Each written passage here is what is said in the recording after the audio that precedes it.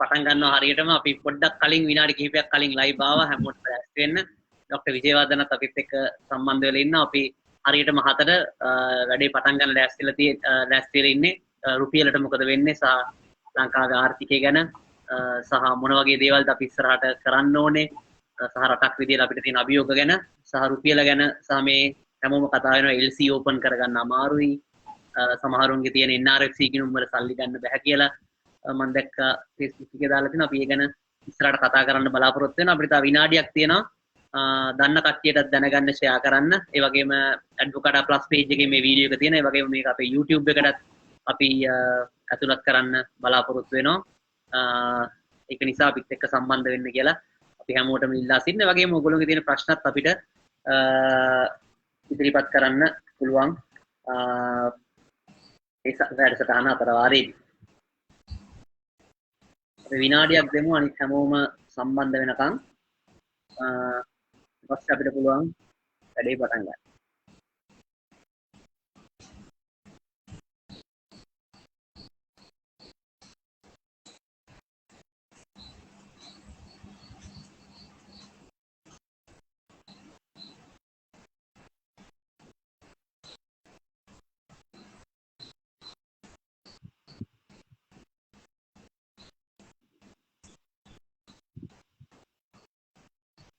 හොඳයි මං හිතන්නේ වෙලාව හරියටම හවස 7යි. අපි වැඩේ වෙලාවට පටන් ගමු. හැමෝටම සුබ සන්ධ්‍යාවක් කියලා අපි පිළිගන්නවා අපගේ වැඩසටහනට. ඇඩ්වොකාටා අද තුන්වෙනි අවස්ථාවට අපි සම්බන්ධ වෙන්නේ. ඉතින් හැමෝම අහලා තිබුණා මේ රුපියල සම්බන්ධයෙන් ප්‍රශ්න ගණනාවක්.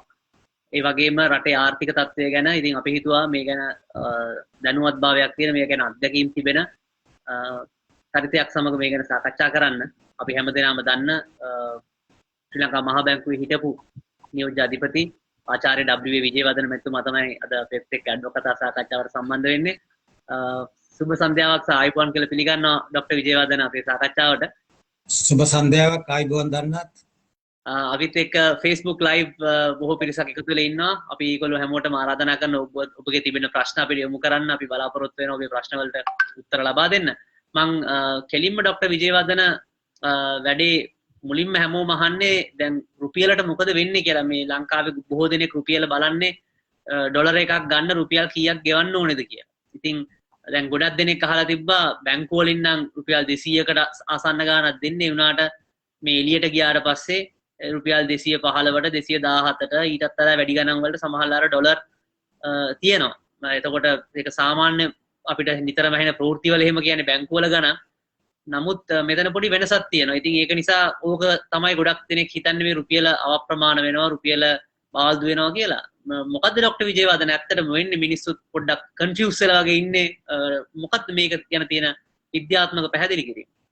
මෙහෙමයි දන්නත් රුපියල පිළිබඳ ප්‍රශ්නේ අද ඊයේ ඇතිවෙච්ච ප්‍රශ්නයක් නෙමෙයි. මේක අපේ ලංකාව නිදහස ලැබපු 1948 සිටම අපේ පාලකයින්ගේ ක්‍රියාමාර්ගය නිසා රුපියලේ වටිනාකම අපේ අභ්‍යන්තර වෙළඳපොලේ කියන්නේ ඒක අපි කියන උද්දමනීය කියලා. අභ්‍යන්තර වෙළඳපොලේත් ඒ වගේම බාහිර වෙළඳපොල අපි කියන ඉරිමි අනුපාතය කියලා මේ දෙකේම පිරිහිලා කියලා. දැන් උදාහරණයක් වශයෙන් ගත්තාම 1947 දී ලංකාවේ රුපියලයි ඇමරිකානු ඩොලරයයි හුමාරුනේ. ඇමරිකානු ඩොලරයක් රුපියල් 3.32කට. අපි ඒක රුපියලේ වටිනාකම ගත්තොත් එහෙනම් රුපියලක තිබුණ ඇමරිකානු 7.30ක වටිනාකම තිබුණ රුපියලක.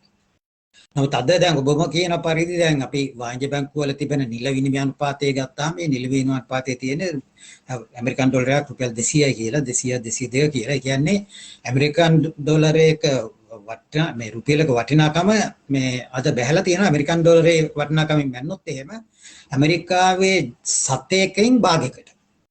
ඒකට හිතා ගන්න පුළුවන් රුපියලට මොකද වෙලා තියෙන්නේ කියලා. නමුත් බොහෝ දෙනා දන්නේ මේ විදිහට මේ විදේශ විනිමය අනුපාතය විතරයි. නමුත් අභ්‍යන්තර වෙළඳපොලෙත් රුපියලේ වටිනාකම මේ විදිහටම පහළ වැටලා තියෙනවා. දැන් අපේ තිබුණා 1952 ඉඳන් අපි පටන් ගත්තා කොළඹ පාරිභෝගිකයන්ගේ මිලදර්ශකය කියලා. ඒක 2007 අවුරුද්දේ අලුත් විදිහකට ගණන් බලලා ඉදිරිපත් කරන පටන් ගත්තා. නමුත් අපි අර 1952 තිබිච්ච දර්ශකයේ පදනමටම අපි අලුත් එක ගණන් බැලුවොත් එහෙම 1952 දී රුපියල් 100කින් ගන්න පුළුවන් බඩු ප්‍රමාණය ගන්න අද රුපියල් ඒ වගේ 12000කට වැඩි මුදලක් අද අපි වියදම් කරනවා. වෙනත් වශයෙන් කියනවා නම් රුපියලේ වටිනාකම අභ්‍යන්තර වෙළඳපොලේ බැහැලා තියෙනවා සතයකටත් වඩා අඩුයි. ඉතින් මේන් අපිට පෙනී යන්නේ මේ රුපියලේ වටිනාකම පිළිබඳ ප්‍රශ්නය මේ අද ඊයේ ඇතිවෙච්ච දෙයක් නෙමෙයි. මේ වර්තමානයේ තිබෙන ප්‍රශ්නේ තමයි මේ වහාම පසුගිය කාල පරිච්ඡේදය තුළ, ඒ කියන්නේ 2010 වගේ අවුරුද්දක ඉඳන් අපේ රටේ විනිමය අනුපාත විදේශ අංශයේ අපනයන වල වර්ධනයක් ඇති වුණේ නැහැ. අපේ දල් ජාතික නිෂ්පාදිතය වැඩි වෙන වේගයෙන්. ඒ වගේම ආනයන විශාල ප්‍රමාණයෙන් වැඩි වුණා ගියා. ඒ නිසා වෙළඳ ගිණුම, ඒ කියන්නේ ආනයන සහ අපනයන අතර වෙනස අපි කියනවා වෙළඳ ගිණුම කියලා. ඒකේ විශාල හිඟයක් ඇති වුණා. එතකොට අපිට පිටරටින් ආවා අපේ ඔය පිටරට ගිහිලා වැඩ කරන අපේ ජනතාව එවන සල්ලි අපි කරන සංක්‍රාම කියලා. ඒවා අපිට සාමාන්‍යයෙන් අවුරුද්දකට ඇමරිකන් ඩොලර් බිලියන 7ක් වගේ ලැබුණා.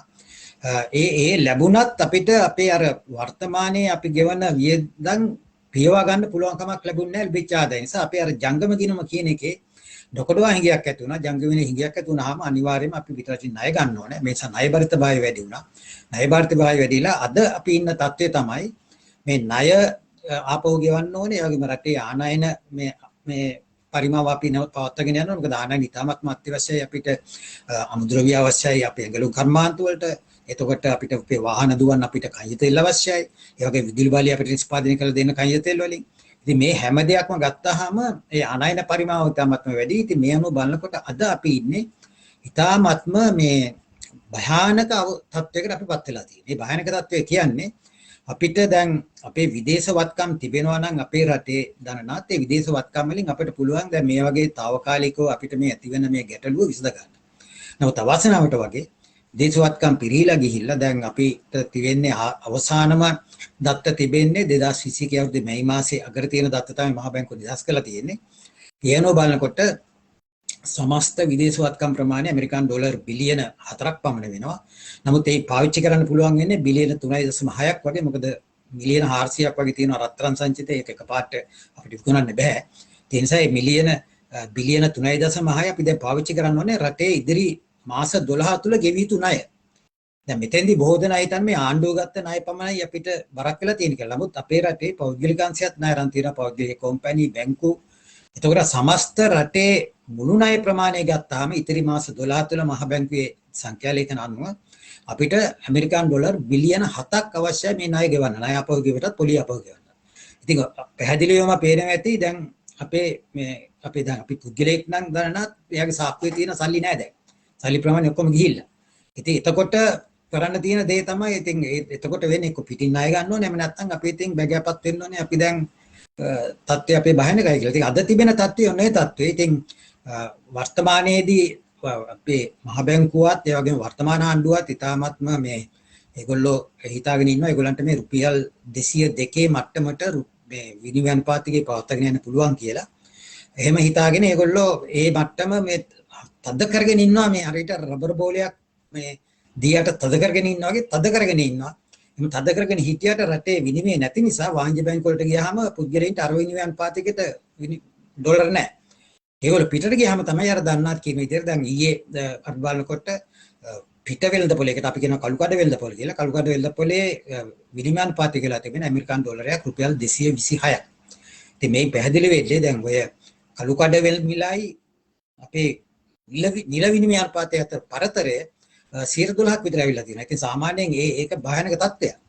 ඉතින් ඒන් පැහැදිලි වන්නේ කවදා හරි දවසක අර රබර් බෝලේ තවදුරටත් දියට තද කරගෙන ඉන්න බැරි අවස්ථාව ආපු ගාම බෝලේ උඩ පයින්නවා. උඩ පැනලා අර කළු කඩ මිලටත් වඩා උඩින් තමයි බෝලේ පනින්නේ. ඒක තමයි අද ඉන්න තියෙන තත්ත්වය.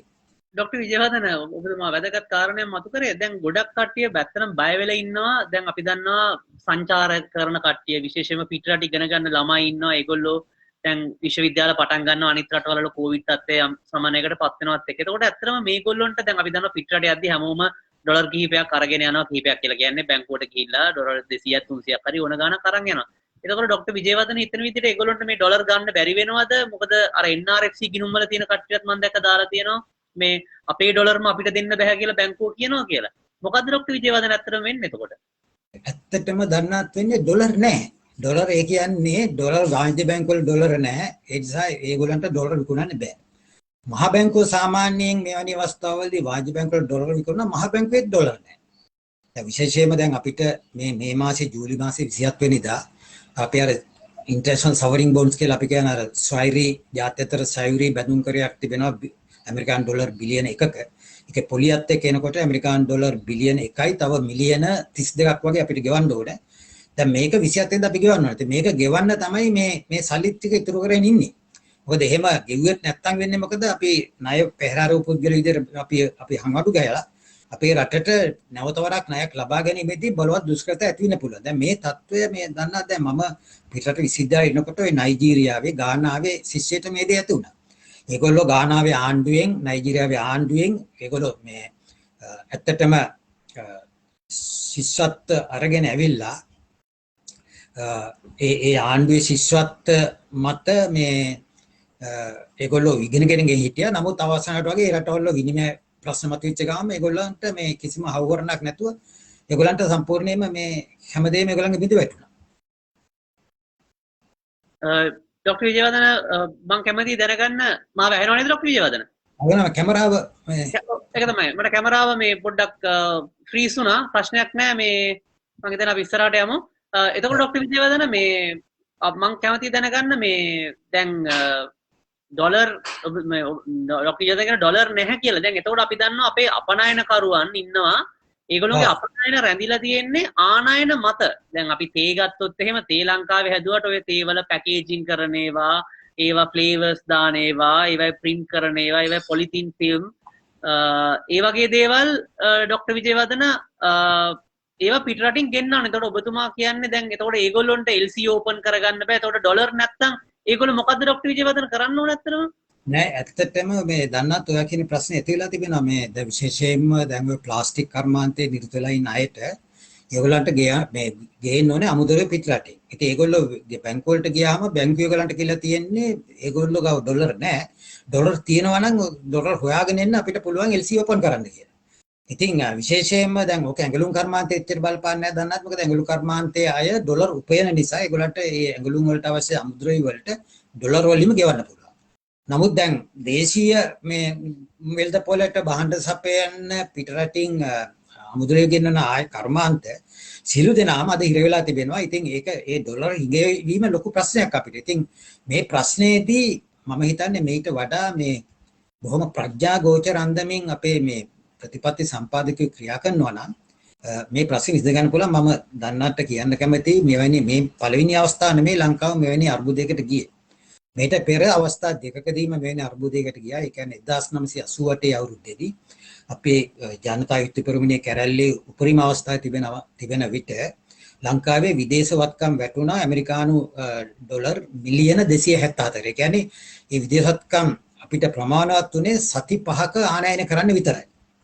ඉතින් ඒ අවස්ථාවේදී එවකට මහ බැංකුවේ අධිපති වෙලා හිටපු ආචාර්ය වරණසේන රාසපුත්‍ර, ඒ වගේම මහා බාණ්ඩාගාරයේ ලේකම් වෙලා හිටපු ආචාර්ය W තිලකරත්න, ඒ වගේම ඒ අවස්ථාවේදී අපේ ජාත්‍යන්තර මූල්‍ය අරමුදලේ හිටපු ශ්‍රී ලංකාවිය විදේශ මේ කල්ප අධ්‍යක්ෂවරයා සිංහිටියේ පසුව මහ බැංකුවේ අධිපතිවරයාට චේස් ජයවර්ධන මේ තුන් දෙනා එක්කහු වෙලා ජාත්‍යන්තර මූල්‍ය අරමුදෙන් ගත්ත අර ස්ට්‍රක්චරල් ඇඩ්ජස්ට්මන්ට් ක්‍රෙඩිට් ෆැසිලිටි කියලා කියන්නේ ශ්‍රී ලංකා ආර්ථිකය ව්‍යුහාත්මක ලෙස වෙනස් කරන ණයක් ගත්ත මේ SDR වලින් SDR මිලියන 156ක් ගත්ත 1988. ඒක ගත්ත ගමන්ම ශ්‍රී ලංකාව ගැන පිටස්තර ආයෝජකයන්ගේ තිබිච්ච අදහස් වෙනස් වෙලා ඊට පස්සේ අවුරුද්දේ ඉඳලා 1989 ඉඳලා අපේ රටේ විනිමය මේ ගෙවුම් ශේෂයේ අතිරික්තයක් ඇති වෙලා විදේශ වත්කම් පේන්නේ වැඩි වුණා. දෙවෙනි අවස්ථාව උනේ මේ 2008 අවුරුද්දේ අපි LTTත් එක්ක යුද්ධ කරනකොට ඒ අවස්ථාවේදී අධිපතිවරලා හිටියේ දැනට ඔය රාජ්‍ය අමාත්‍ය අජිත්මත් කබ්‍රාල් මහත්මයා. එතුමායි භාණ්ඩාගාර ලේකම් වෙලා හිටියා සුමිත් අබේසිංහ මහත්මයා. ඒ වගේම මේ ජාත්‍යන්තර මූල්‍ය අරමුදලේ හිටපු අපේ නියෝජිතය වෙලා හිටියේ ඔය පසුව මහ බැංකුවේ නියෝජ්‍ය අධිපතිවරයෙක් වශයෙන් විශ්‍රාම ගිය ධර්මා දීරසිංහ මහත්මයා. මේ තුන් දෙනා එකතු වෙලා විශේෂ මේ extended fund facility කියලා කියන එකට කියන විස්තීර්ණ ණය ක්‍රමයකට ගිහිල්ලා SDR මිලියන 1563ක් ණයක් අරගත්තා. ඒ අරගත්ත ගාම අපිව අර තිබිච්ච ප්‍රශ්නෙන් අපි ගොඩ ආවා. ඉතින් මේ අවස්ථාවෙත් මේ අපිට මේ දැන් අපේ මහ බැංකුවත් ඒ වගේම අපේ මුදල් අමාත්‍යාංශයත් පුන කියනවා මේගොල්ලන්ට චීනෙන් ලැබෙනවා මෙච්චර මුදලක්, ඉන්දියාවෙන් මෙච්චර මුදලක් ලැබෙනවා. ඒවා ඔක්කොම අර දෙන්නම් කාසි වගේ දේවල්. ඒ වගේ යාර අතමාරු කියන ඒවා. ඒ අතමාරු අරගෙන මේ ප්‍රශ්නේ විසඳගන්න බෑ අපිට. අපිට මේකට ස්ථාවර අතමාරුවක් එන්න ඕනේ. මේ ස්ථාවර අතමාරුවක් ගන්න පුළුවන් ජාත්‍යන්තර මූල්‍ය අරමුදලෙන් අපි ණයක් ගත්තොත් විතරයි. ඉතින් අත් වශයෙන්ම දැන් මට හරි පුදුමයි මේ අපේ රාජ්‍ය අමාත්‍ය අජිත් නිවාත් කබ්‍රාල් මහත්මයා 2008 අවුරුද්දේදී ජාත්‍යන්තර මූල්‍ය අරමුදලේ ණය අරගෙන අපේ ප්‍රශ්නේ විසඳලා දුන්නා. නමුත් අද මෙතුමා මේ කියන කිසිම හේතුවක් නිසා ඒගොල්ලෝ ජාත්‍යන්තර මූල්‍ය අරමුදලට යන්නේ නැහැ කියලා. ඉතින් මෙතන මේ ගැටලුව තියෙන්නේ දැනනාත් මේ අපි හරි හැටි අපි අතීතයේ පිළිදී අපි අනුගමනය කරපු ක්‍රියාමාර්ග පිළිබඳව අපිට ඒවෙන් ඉගෙනගත්ත පාඩම් අපි දැන් ක්‍රියාත්මක කරන්න නැති බවක් තමයි මට පෙනියන්නේ. ඩොක්ටර් විජේවර්ධන දැන් ජාත්‍යන්තර මූල්‍ය අරමුදලට යනව ඇරෙන්න බොහෝ දෙනෙක් මොකද මම හිතන්නේ රජයනුත් ප්‍රකාශ කළා තිබුණා එකක් යන්න අවශ්‍යතාවයක් නැහැ කියලා රජය ප්‍රකාශ කළා තිබුණා. අනිත් පැත්තේ නෑ ඊට අමතරව වෙනත් විකල්ප මේ ප්‍රශ්නෙට තියෙනවද කියලා මම මුලින්ම දැනගන්න කැමතියි. ඒ වගේම මේකටම එකතු කරන්න කැමතියි ඩොක්ටර් විජේවර්ධන. දැන් අර අලුතෙන් ෆන්ඩ් ෆැසිලිටි එකක් කරද්දී මම හිතන්නේ ඩොලර් මිලියන 700ක් විතර ලැබෙයි කියලා බලාපොරොත්තු වෙනවා. ඒකේ කොටසක් එහෙම නැත්නම් ඊට වඩා එහාට ගියපු ඒක මෙහෙමයි දන්නා දැන් ඔබට මතක ඇති මහ බැංකුව අධිපති WD ලක්ෂ්මන් දැන්ට දින කිහිපයකට පෙර පුවත්පත් නිවේදනයක් නිකුත් කළා. ඒ පුවත්පත් නිවේදනයේ එයා ඇත්තටම එයා කියන්නේ මේක මෙහෙම ප්‍රශ්නයක් නෑ, මේ ප්‍රශ්නේ ඇති කරලා තිබෙන්නේ දේශපාලඥයෝ ඒ වගේම මේ අපි අර ස්පෙකියුලේටර්ස්ලා කියන මේ කට්ටිය ඒ වගේ කට්ටිය මේ ජාතික චින්තනයකින් තොරව කටයුතු කරන නිසා තමයි මෙහෙම වෙන්නේ කියලා. එහෙම නෙමෙයි මේක මේ වෙල්ද පොලකට ජාතික චින්තනයක් නෙවෙයි ගන්නත්. වෙල්ද පොලක තියෙන්නේ වෙල්ද පොල චින්තනය. ඉතින් එහෙම කියලා එයා කියලා තිබුණා අර දෙන්නම් කාසි වගේක් එයා ප්‍රකාශ කරලා තිබුණා. මේ දෙන්නම් කාසි වලින් අර චීනෙන් අපිට ලැබෙනවා අතමාරුවකට අර සොක් ෆැසිලිටි කියන එක යුවාන් වලින් එක ලැබෙන්නේ ඇමරිකන් ඩොලර් මිලියන 1500කට සමාන යුවන් ප්‍රමාණයක්. එතකොට බංග්ලාදේශයෙන් ලැබෙනවා තාම ලැබිලා නැහැ මිලියන 250ක්. ඉන්දියාවෙන් තාම මිලියන 400ක් ලැබෙනවා. එතකොට ඊට අමතරව ජාත්‍යන්තර මූල්‍ය අරමුදලෙන් ලැබෙන ණයක් නෙමෙයි. ඒක මේ හැම ජාත්‍යන්තර මූල්‍ය අරමුදලේ තිබෙනවා ඒගොල්ලන්ගේම ව්‍යවහාර මුදල කියලා SDR ස්පෙෂල් ඩ්‍රොවිං රයිට්ස් කියලා.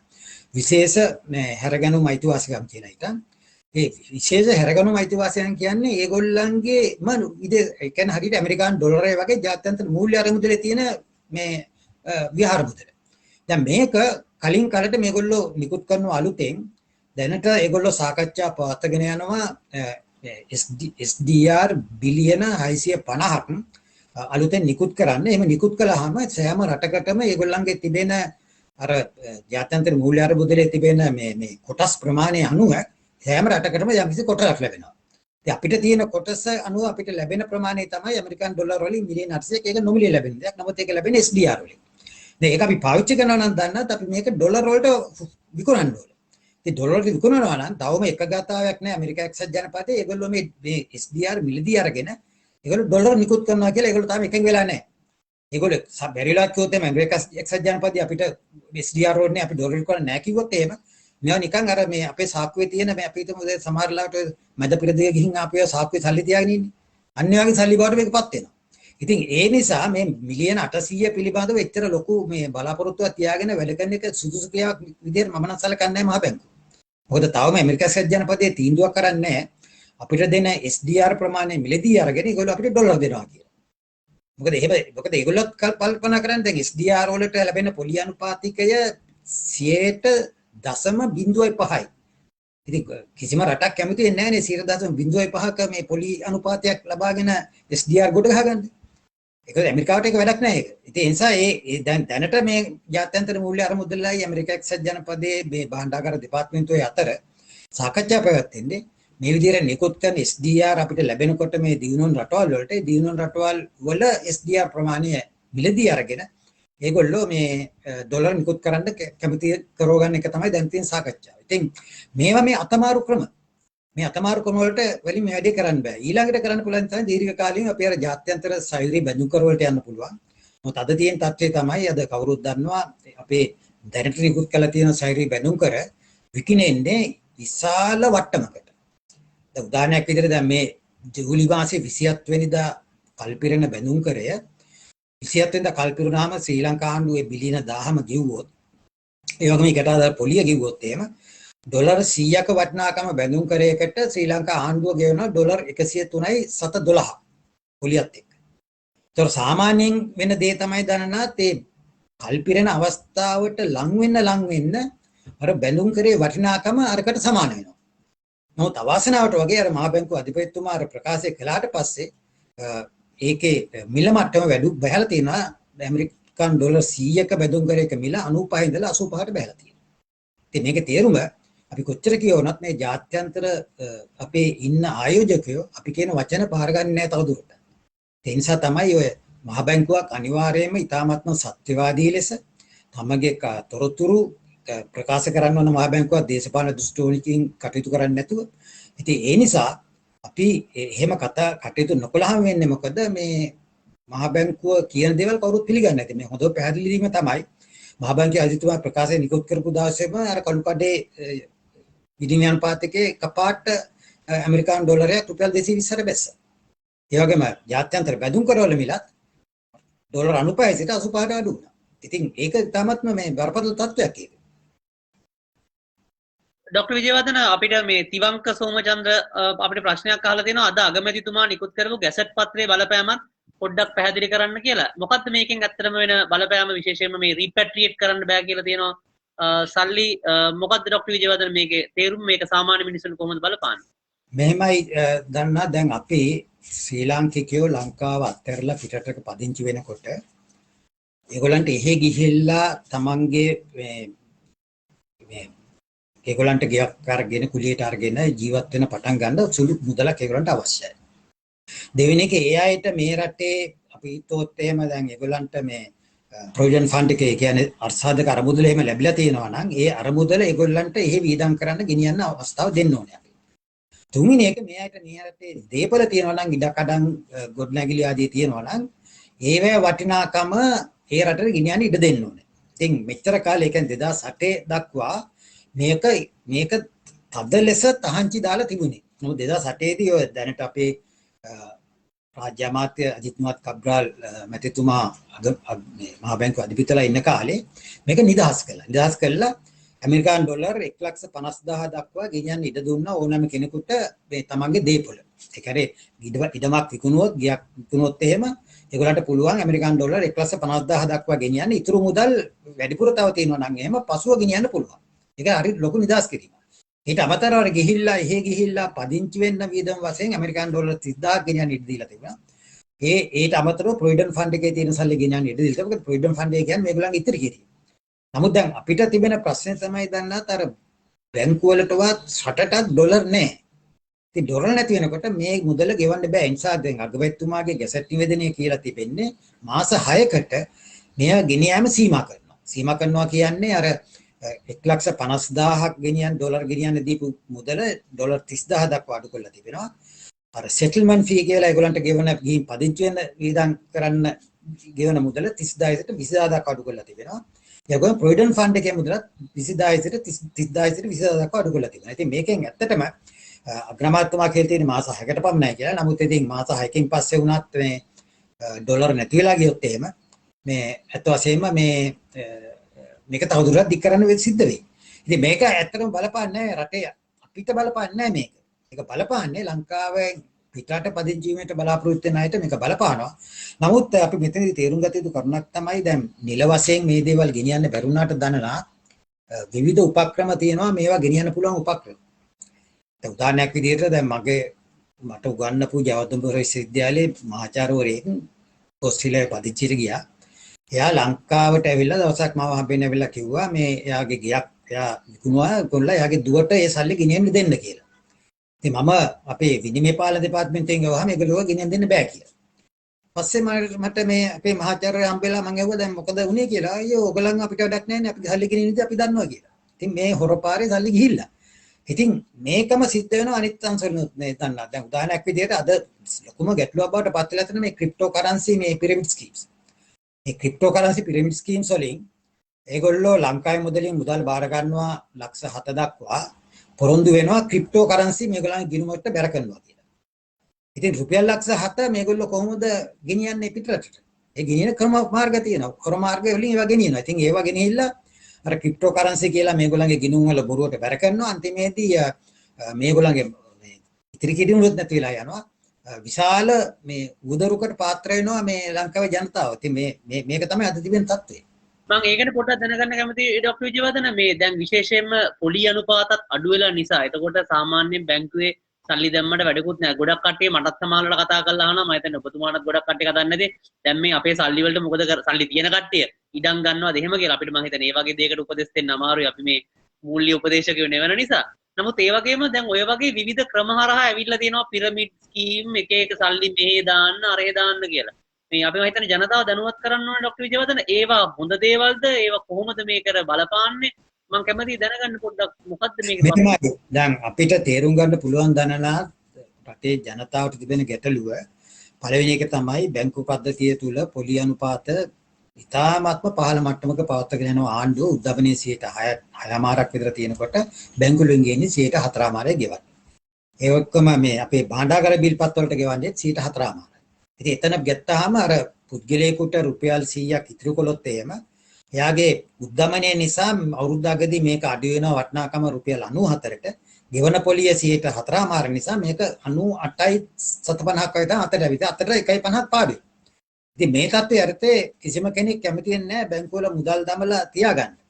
ඉතින් එවැනි අවස්ථාවල බොහෝ දෙනා කරන්නේ මේ සල්ලි මාරු කරනවා ඩොලර් වලට මාරු කරගන්නවා. ඒ වගේම මේ සල්ලි ඉඩකඩම් වලට මාරු කරගන්නවා, යත්‍රම් බඩු ගන්නවා.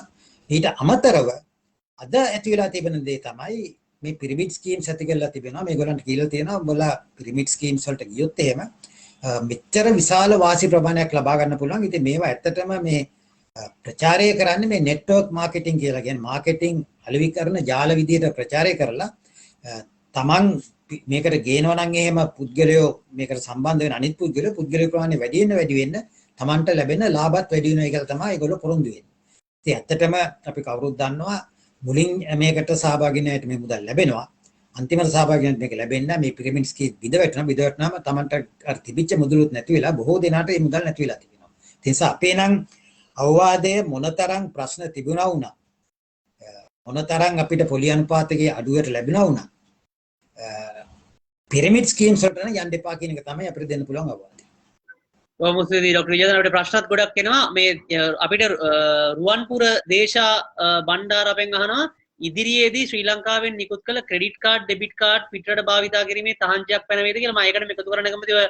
අපේ ගොඩක් කටි එක වෙබ්සයිට් වලින් ඔන්ලයින් ක්‍රමයට පාන්න ගන්නවා Facebook එකේ ප්‍රොමෝට් කරන්න ක්‍රෙඩිට් කාඩ් වලින් ඩොලර්ස් වලින් කියනවා ડોක්ටර් විජයවර්ධන මේකටත් ප්‍රශ්නයක් වෙයිද ඇත්තටම? නෑ මේමයි දැනට නම් එහෙම ප්‍රශ්නයක් නෑ දනනා. දැනට එහෙම කිසිම ප්‍රශ්නයක් නෑ ක්‍රෙඩිට් කාඩ් වලින් ගෙවන්න පුළුවන්. නමුත් දැන් මට දෙන්න පුළුවන් අවවාදය තමයි ක්‍රෙඩිට් කාඩ් වලින් මහා මුදලක් ගෙවන්න යන්න උත්සාහ කරන්න එපා. උත්සාහ කරන්න ගිය ගමන්ම ඒක නෝටිස් වෙනවා මහා බැංකුවට නෝටිස් වුණාම ඒකත් නතර කරලා දෙන්න පුළුවන්. නමුත් ඉතින් ඔය කුඩා මුදල් ගෙවනවා නම් ඩොලර් 100ක් ඩොලර් 150ක් වගේ ගෙවනවා නම් මහා බැංකුව මං හිතන්නේ ඒක තහංචියක් දාන්න කටයුතු කරයි කියලා. නමුත් එක අවස්ථාවක් එනවා දන්නා රට ඩොලර් බිඳුවට බැස්සොත් බංකොලොත් උන්තර නයිජීරියාවේ ගානාවේ ශිෂ්‍යයින්ට මහමගේ හිඟා කන්නවා වගේ පිට රටවල අපිට මේ හැම දෙයක්ම අතරින් සිද්ධ වෙනවා ඒ දවස් ආවොත්. ඒ නිසා තමයි මම කියන්නේ අපි විශේෂයෙන්ම අපි අජිත් නුවත් කබ්බල් රාජ්‍යමතුමාට කියන්නේ ඔබතුමා 2008 දී රට ගොඩගත්තා නම් ජාත්‍යන්තර මූල්‍ය අරමුදලට ගිහිල්ලා මේ විස්තීර්ණ ණය ක්‍රමයකට රට ඇතුල් කරලා ගොඩගත්තා නම් ඒ ගොඩ ගැනීම අදත් ඔබතුමාට කරන්න වෙනවා. මොකද එහෙම නොකර නිකන් මේ කොහොම මේ අර්ජනාංගුලිය එසුවොත් එහෙම ජාත්‍යන්තර මූල්‍ය අරමුදලට එහෙම අපි මෙහෙම යන්නේ නැහැ කියලා අපි විශාල අවපාතයකට තමයි අපි මේ ළඟාවින් සිටින්නේ. ડોක්ටර් විජයවර්ධන මම ඒකත් අහන්න කැමතියි. ජාත්‍යන්තර මූල්‍ය අරමුදලට මේ ඒගොල්ලෝ ඒ කියන්නේ එකක් තමයි ඒගොල්ලන්ට බෑ කියන්න පුළුවන්. දැන් මොකද අපි සාමාන්‍යයෙන් දරන අපිත් අර සාමාන්‍ය භාෂාවෙන් කියන අපිත් පොඩ්ඩක් ලොකු ටෝක් එකක් දුන්නාට පස්සේ අනිත් පැත්තත් ගණන් මුස්තරවනේ දෙවෙනි පාර ගියාට පස්සේ එකක් ඒගොල්ලන්ට බෑ කියන්න පුළුවන්. අනිත් එක ඒගොල්ලන්ට මේ අපිට මේකට මැදිහත් වෙන්න පුළුවන් කාල සීමාවක් තියෙනවා. අපි මොනවා හරි කියමින් ණය ගෙවන එක පහ වුණොත් හරි මොනවා හරි වුණොත් එහෙම එතනින් පස්සේ ඒගොල්ලන්ට එන්න පුළුවන්. නැත්නම් ඒගොල්ලන්ට ඊට කලින් දෙන්න ඕනේ. මම කැමතියි මේක දැන් අද නම් මේක හුඟක්ම ප්‍රමාද වැඩි දන්නවා.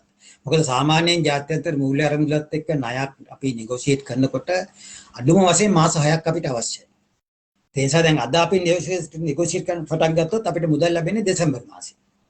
ඒතකන් දෙසැම්බර් මාසයේ දක්වා අපිට අතමාරු වලින් අපිට ජීවත් වෙලා දෙසැම්බර් මාසේ මේක ලැබුණොත් එහෙම ජාත්‍යන්තර මූල්‍ය අරමුදලට මේ මුදලින් මුදල් ලැබීමම කියන්නේ අපිට සහතිකයක් ලැබෙනවා ශ්‍රී ලංකාව හොඳ රටක් කියලා. ඒ නිසා ආයෝජකයෝ ඒ අනුව ශ්‍රී ලංකාවේ ආයෝජනය කරන්න පෙළඹෙනවා. දෙවෙනි එක තමයි මේ ජාත්‍යන්තර මූල්‍ය අදුම වලට බැන්නයි කියලා ඒගොල්ලෝ අපිත් එක්ක තරහ වෙන්නේ නැහැ දන්නා. මොකද අපි ජාත්‍යන්තර මූල්‍ය අරමුදලේ සමාජිකයෝ. ඒ සමාජිකයෝ වුණේ 1950 මහ බැංකුව පිහිටුවේ 1950 අගෝස්තු 28. අපි ජාත්‍යන්තර මූල්‍ය අරමුදලේ ලෝක බැංකුවේ සමාජිකත්වය ගත්තේ 1950 අගෝස්තු 29. එක දවසකට පස්සේ අපි ගත්තේ සමාජිකත්වය. ඉතින් මම හිතන්නේ ඔයින සමාජිකයන්ගෙන් බොහොම පැරණිම සමාජිකයෝ. ඉතින් ජාත්‍යන්තර මූල්‍ය අරමුදල පිහිටවලා තිබෙන්නේ මේ වගේ අවස්ථාවලදී අපිට ණය ගන්න දාගන්න. අපි විතරක් නෙමෙයි මහා බ්‍රිතාන්‍යය 1970 දී ජාත්‍යන්තර මූල්‍ය අරමුදලේ ලොකු ණයක් කරගත්තා. ඉන්දියාව අරන් තිබෙනවා පසුගිය අතීතයේදී. ඉතින් ඒ නිසා මේක ලැජ්ජාවට කමක් නෙමෙයි ජාත්‍යන්තර මූල්‍ය අරමුදලට යන එක. ඒ වගේම ඒගොල්ලෝ අපිත් එක්ක තරහක් නැහැ. තරහ නැහැ මේ අපි බැන්නයි කියලා අපේ පත්‍ර වලින් අපි විවිධ දේවල් කිව්වයි කියලා. ඒ අය තරහ නැහැ මොකද ජාත්‍යන්තර මූල්‍ය අරමුදල දන්නත් අයිති අපිට. ජාත්‍යන්තර මූල්‍ය අරමුදලේ ගවර්නින් බෝඩ් කියලා එකක් තියෙනවා පාලනය කරන බෝඩ් එක. ඒ බෝඩ් එකේ ඉන්න ගවර්නර් තමයි අපේ මුදල් ඇමතිවරයා. ඒ කියන්නේ විකල්ප ගවර්නර් තමයි අපේ මහ බැංකුව අධිපතිවරයා. ඉතින් ඒ නිසා ඒගොල්ලෝ තරහ වෙන්නේ නැහැ මේකට කවදාවත්. පැහැදිලි. අනිත් එක තමයි ඩොක්ටර් විජේවර්ධන මේ තව අහන ප්‍රශ්නයක් තමයි මේ දැන් ඒතර මාස 6ක් නම් යන්නේ මේ අනිත් බොහෝ දෙනෙක් කියන දේ තමයි ජාත්‍යන්තර මූල්‍යතර මේ කොන්දේසි දානවා මේ අපේ ප්‍රශ්නයකුත් අහලා තියෙනවා මේ අපේ මොනවාද වරායවන් විකුණන්න වෙයිද ඒ වගේ දේවල් කියලා. මම කැමති මේ ගැනත් දැනගන්න මොකක්ද එහෙම ජාත්‍යන්තර මූල්‍ය අරමුදලත් එක්ක නෙගෝෂিয়েට් කරද්දී මොකක්ද ක්‍රියාපිළිවෙල සහ සමහර බොහෝ දෙනෙක් මේ කියලා තියෙනවා මේක ඇවිල්ලා මේ බටහිර හස්තයක් ඒගොල්ලෝ හරහා මේක පාලනය කරනවා කියලා. මම කැමති ඒ ගැනත් ඔබතුමාගේ දැනගන්න. මොකද ඔබතුමා මහ බැංකුවේ හිටියා. ඔබතුමා මම හිතන්නේ ජාත්‍යන්තර මූල්‍ය අරමුදලත් එක්ක කතා කරලා දෙනවා. අපි නම් කතා කරලා නැහැ. ඔබතුමාගේ අපේ ෆස්ට් හෑන්ඩ් එක්ස්පීරියන්ස් එක මම කැමති දැනගන්න. මෙහෙමයි මම 1977 ඉඳලම ජාත්‍යන්තර මූල්‍ය අරමුදලේ ඔය සාකච්ඡාවට සහභාගී වෙලා තිබෙනවා. ඉතින් ඇත්ත වශයෙන්ම මේ අපේ රටේ ජනතාව ජාත්‍යන්තර මූල්‍ය අරමුදල දාන කොන්දේසියට බය වෙතු නැහැ. මොකද මේ කොන්දේසි දාන්නේ අපි වෙනුවෙන්. අපිට අපේ ආණ්ඩුවලව කරගන්න බැරි දේවල් තමයි දන්නනාත් ඒගොල්ලෝ කියන්නේ. උදාහරණයක් විදිහට අපි කැමති නැහැනේ අපේ ආණ්ඩුව මේ තිබෙන සීමිත සම්පත් නාස්ති කරනවාට. ජාත්‍යන්තර අරමුදල කියන්නේ සම්පත් අයවැය ලේඛනයේ තිබෙන සම්පත් නාස්ති කරන්න එපා.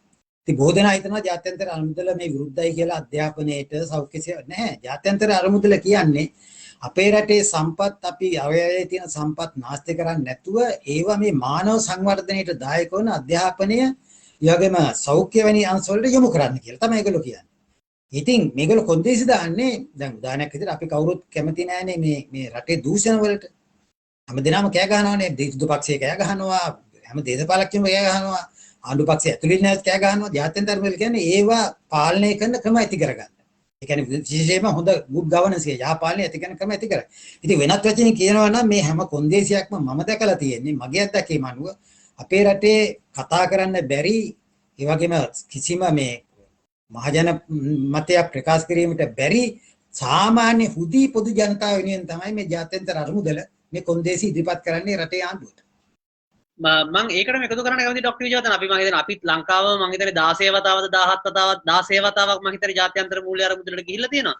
අජිත් නිමල් කබ්‍රාල් මැතිතුමා එතුමාගේ පැත්තට අපි යම්කිසි සාධාරණයක් කියන්නේ එතුමාගේ ප්‍රකාශයක් කියනවා. එතුමා ප්‍රකාශ කරා මේ ඇත්තටම කොවිඩ් තත්ත්වය ඇති වුණාට පස්සේ ශ්‍රී ලංකාව ජාත්‍යන්තර මූල්‍ය අරමුදලෙන් ඉල්ලීමක් කරා. නමුත් මම හිතන්නේ නිතරම වුන් කිව්වේ තාම මේ ඇප්ලිකේෂන් එක රිවිව් එකේ තියෙනවා කියලා. ඉතින් ඒගොල්ලෝ එච්චර ඉක්මනට අපිට අනිත් එක බංග්ලාදේශයත් මම රටවල් 60 ගානකට මගේ මතකේ නිවැරදි නම් ජාත්‍යන්තර මූල්‍ය අරමුදලෙන් මුදලක් ලබා දුන්න. ඇයි ඉතින් ජාත්‍යන්තර මූල්‍ය අරමුදල අපිට අපේ ඇප්ලිකේෂන් එක තාම රිවිව් එකේ තියන් ඉන්නේ? නෑ දැනනාත් ඒක අපිට ඕනම කෙනෙකුට අද ජාත්‍යන්තර මූල්‍ය අරමුදලේ වෙබ්සයිට් එකට ගියාම මේක චෙක් කරන්න පුළුවන්. ඉතින් අපි විශේෂයෙන්ම ප්‍රවේශම් වෙන්න ඕන මේ දේශපාලඥයෝ ප්‍රකාශ කරන මතිමතාන්තරවලට. මොකද මේ මතිමතාන්තරවල සමහරක් වෙලාවට සත්‍යයෙන් තොර දේවල් තියෙනවා.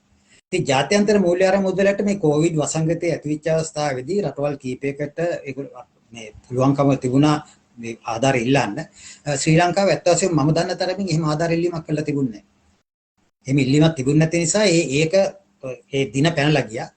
දැන් අපිට යන්න තියෙන්නේ අපිට අර සාමාන්‍ය අපි ගන්න මේ ආධාර තියෙන තැනේ ණය තියෙනවානේ ඒ මුදල තමයි නෝ. ඒ මුදල අපිට ලැබෙන්නේ පොලි අනුපාතිකයේ ධනනාත් 0.05යි.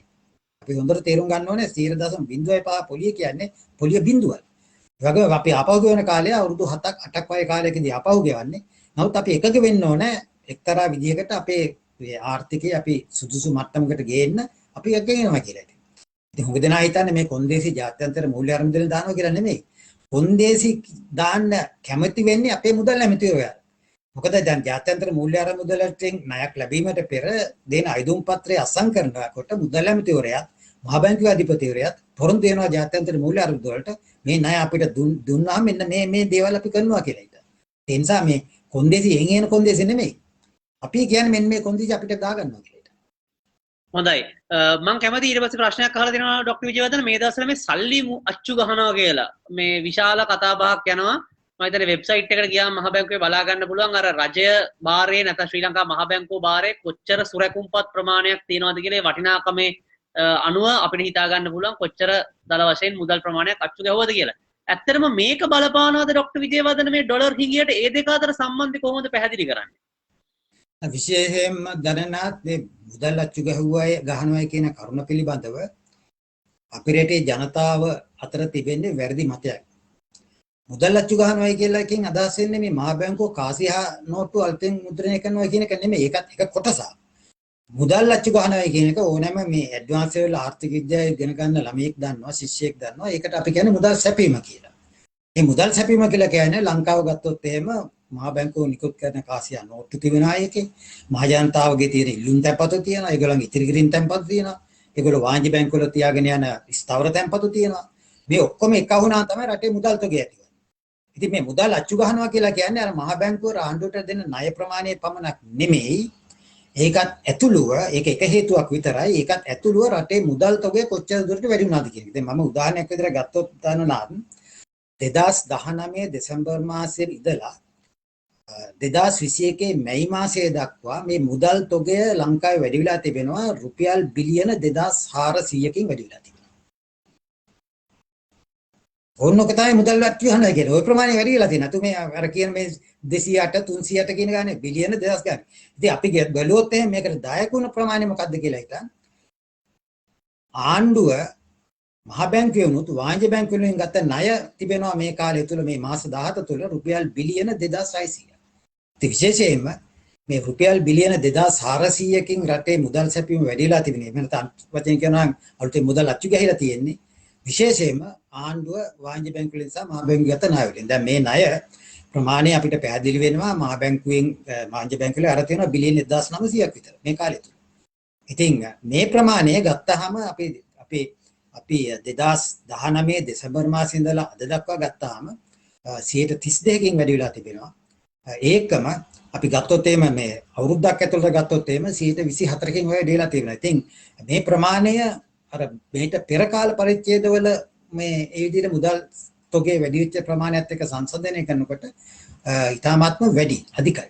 ඒ නිසා තමයි ඔය හුඟ බය වෙලා කෑ ගහන්නේ මේ ආණ්ඩුව ණය ගන්නවා කියලා බැංකුවට. නමුත් මේ ආණ්ඩුව ණය නොගන්න බෑනේ. මොකද හේතුව දන්නවට මතක ඇති ආණ්ඩුව බලයටපත් වෙන අවස්ථාවේදී ඒගොල්ලෝ මහා තාමත්ම ආකර්ශනීය බදු මේ සහන මල්ලක් දුන්නා ආදායම් බදු ගෙවන අයටත් වැට් බදු ගෙවන අයට. ඉතින් මේ නිසා රජයේ ආදායම රුපියල් බිලියන 500කට ආසන්න ප්‍රමාණයකින් රජයට අහිමිලා ගිය අවුරුද්දකට. ඒ අතරතුරේදී COVID-19 වසංගතේ රටේ පැතුරුණා. ඒ නිසා රජයේ වියදම් වැඩිලා ගියා. ඉතින් මේ නිසා රාජ්‍යයට සල්ලි නැහැ. ඒ සල්ලි නැති වෙච්ච ආණ්ඩුවට පිටින් ණය ගන්නත් බෑ. මොකද හේතුව පොලි අනුපාත අඩු කරගෙන තියෙනවා 4%මාරට. ඉතින් අඩු කරගෙන නිසා කවුරුත් කැමති නැහැ ඒ ගානට ආණ්ඩුවට ණය දෙන්න. ඉතින් මේ නිසා අනිවාර්යයෙන්ම බැංකු ක්‍රමයෙන් ණය ගන්න සිද්ධ වෙලා තියෙනවා. ඉතින් ඕක තමයි හේතුව. ඉතින් ඇත්තටම වෙන්නේ මෙහෙම බැංකු ක්‍රමයෙන් ණය ගන්නකොට දන්නාත් මේ රටේ උද්දමනය ඇති වෙනවා. දැන් මම මේක පොඩි උදාහරණයක් කියන්නම්. දැන් අපි ගත්තොත් එහෙම මේ විදිහට මුදල් තොගේ වැඩි වෙනකොට අපි හිතමු අපේ රටේ තියෙනවා පොල් තියෙනවා, ඒ වගේම සල්ලි තියෙනවා කියලා හිතන්න. භාණ්ඩ දෙකක් තියෙනවා කියලා හිතන්න. අපි හිතමු පොල් ගෙඩි 10ක් අපි නිෂ්පාදනය කරනවා, මුදල් ඒකක 100ක් තියෙනවා කියලා. ඒතකොට මේ පොල් ගෙඩි 10 හුමාරු කරන්න වෙන්නේ මුදල් ඒකක 10කට. දැන් බැරි වෙලාවත් පොල් ගෙඩි නිෂ්පාදනයේ 10ම තියෙද්දි මුදල් ඒක ප්‍රාණය 20ට වැඩි වුණොත් එහෙම අපිට අර මිල මට්ටම වැඩි වෙනවා රුපියල් 10 සිට 20 දක්වා. එහෙම වැඩි වුණා වෙන්නේ මොකද? අපේ රටේ තිබෙන මිල මට්ටම ඉහළ යනකොට අපේ විනිමය අනුපාතය පහළ යනවා. ඉතින් මේ දෙක එකිනෙකට සම්බන්ධයි. ඉතින් බොහෝ දෙනා මම දැක්කා මේ මහා බැංකුවට සම්බන්ධ විශේෂඥයෝ පවා ප්‍රකාශ කරලා තිබුණා මේ මුදල් උද්දමනය විනිමය අනුපාතයකට බලපාන්නේ නැහැ. මුදල් නෝට්ටු අච්චු ගැසීම උද්දමනයට බලපාන්නේ නැහැ කියලා. ඉතින් අත් වශයෙන්ම මට ඒගොල්ලන්ට කියන්න තියෙන්නේ ඉතින් මහා බැංකුවක වැඩ කරපු කෙනෙක් නම් එහෙම කතාවක් කවදාවත් කියන්නේ නැහැ. ඒකේ ඩොක්ටර් විජයවර්ධන දැන් මේ ඒ කියන බොහෝ දෙනෙක් මේ ගැන තර්ක කරන කට්ටිය කියන දැන් බලන්නකො දැන් මෙච්චර සල්ලි අච්චු ගැහුවා කියනවා නැත්නම් අපි කියන මුදල් සැපෙම වැඩි කරා කියනවා තාම උද්දමනයේ 106නේ මේක තනි ඉලක්කමෙන්නේ තියෙන්නේ. එතකොට මේකේ සම්බන්ධයක් නැහැ නේ කියලා තමයි වුණා පැරලා ප්‍රශ්න කරන්නේ. ඒකට මොකක්ද දෙන පිළිතුර?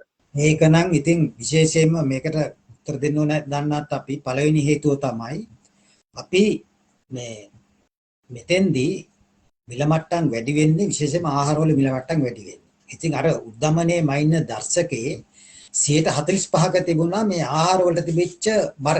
ඒ බර අඩු කළා 35%ට. ඒ නිසා ආහාර කොච්චර මිල වැඩි වුණා වුණත් අරක පෙන්වන්නේ නැහැ. දෙවෙනි එක තමයි ආණ්ඩුව විශාල වශයෙන් භාණ්ඩ වර්ග 30ක දාලා තියෙන පාලන මිල. ඒ පාලන මිල තමයි ගන්නේ මේ මිල දර්ශක ගණන් බලන්න. මේ පාලන මිලට කොහෙවත් පොල් ගන්නත් බෑ, හාල් ගන්නත් බෑ.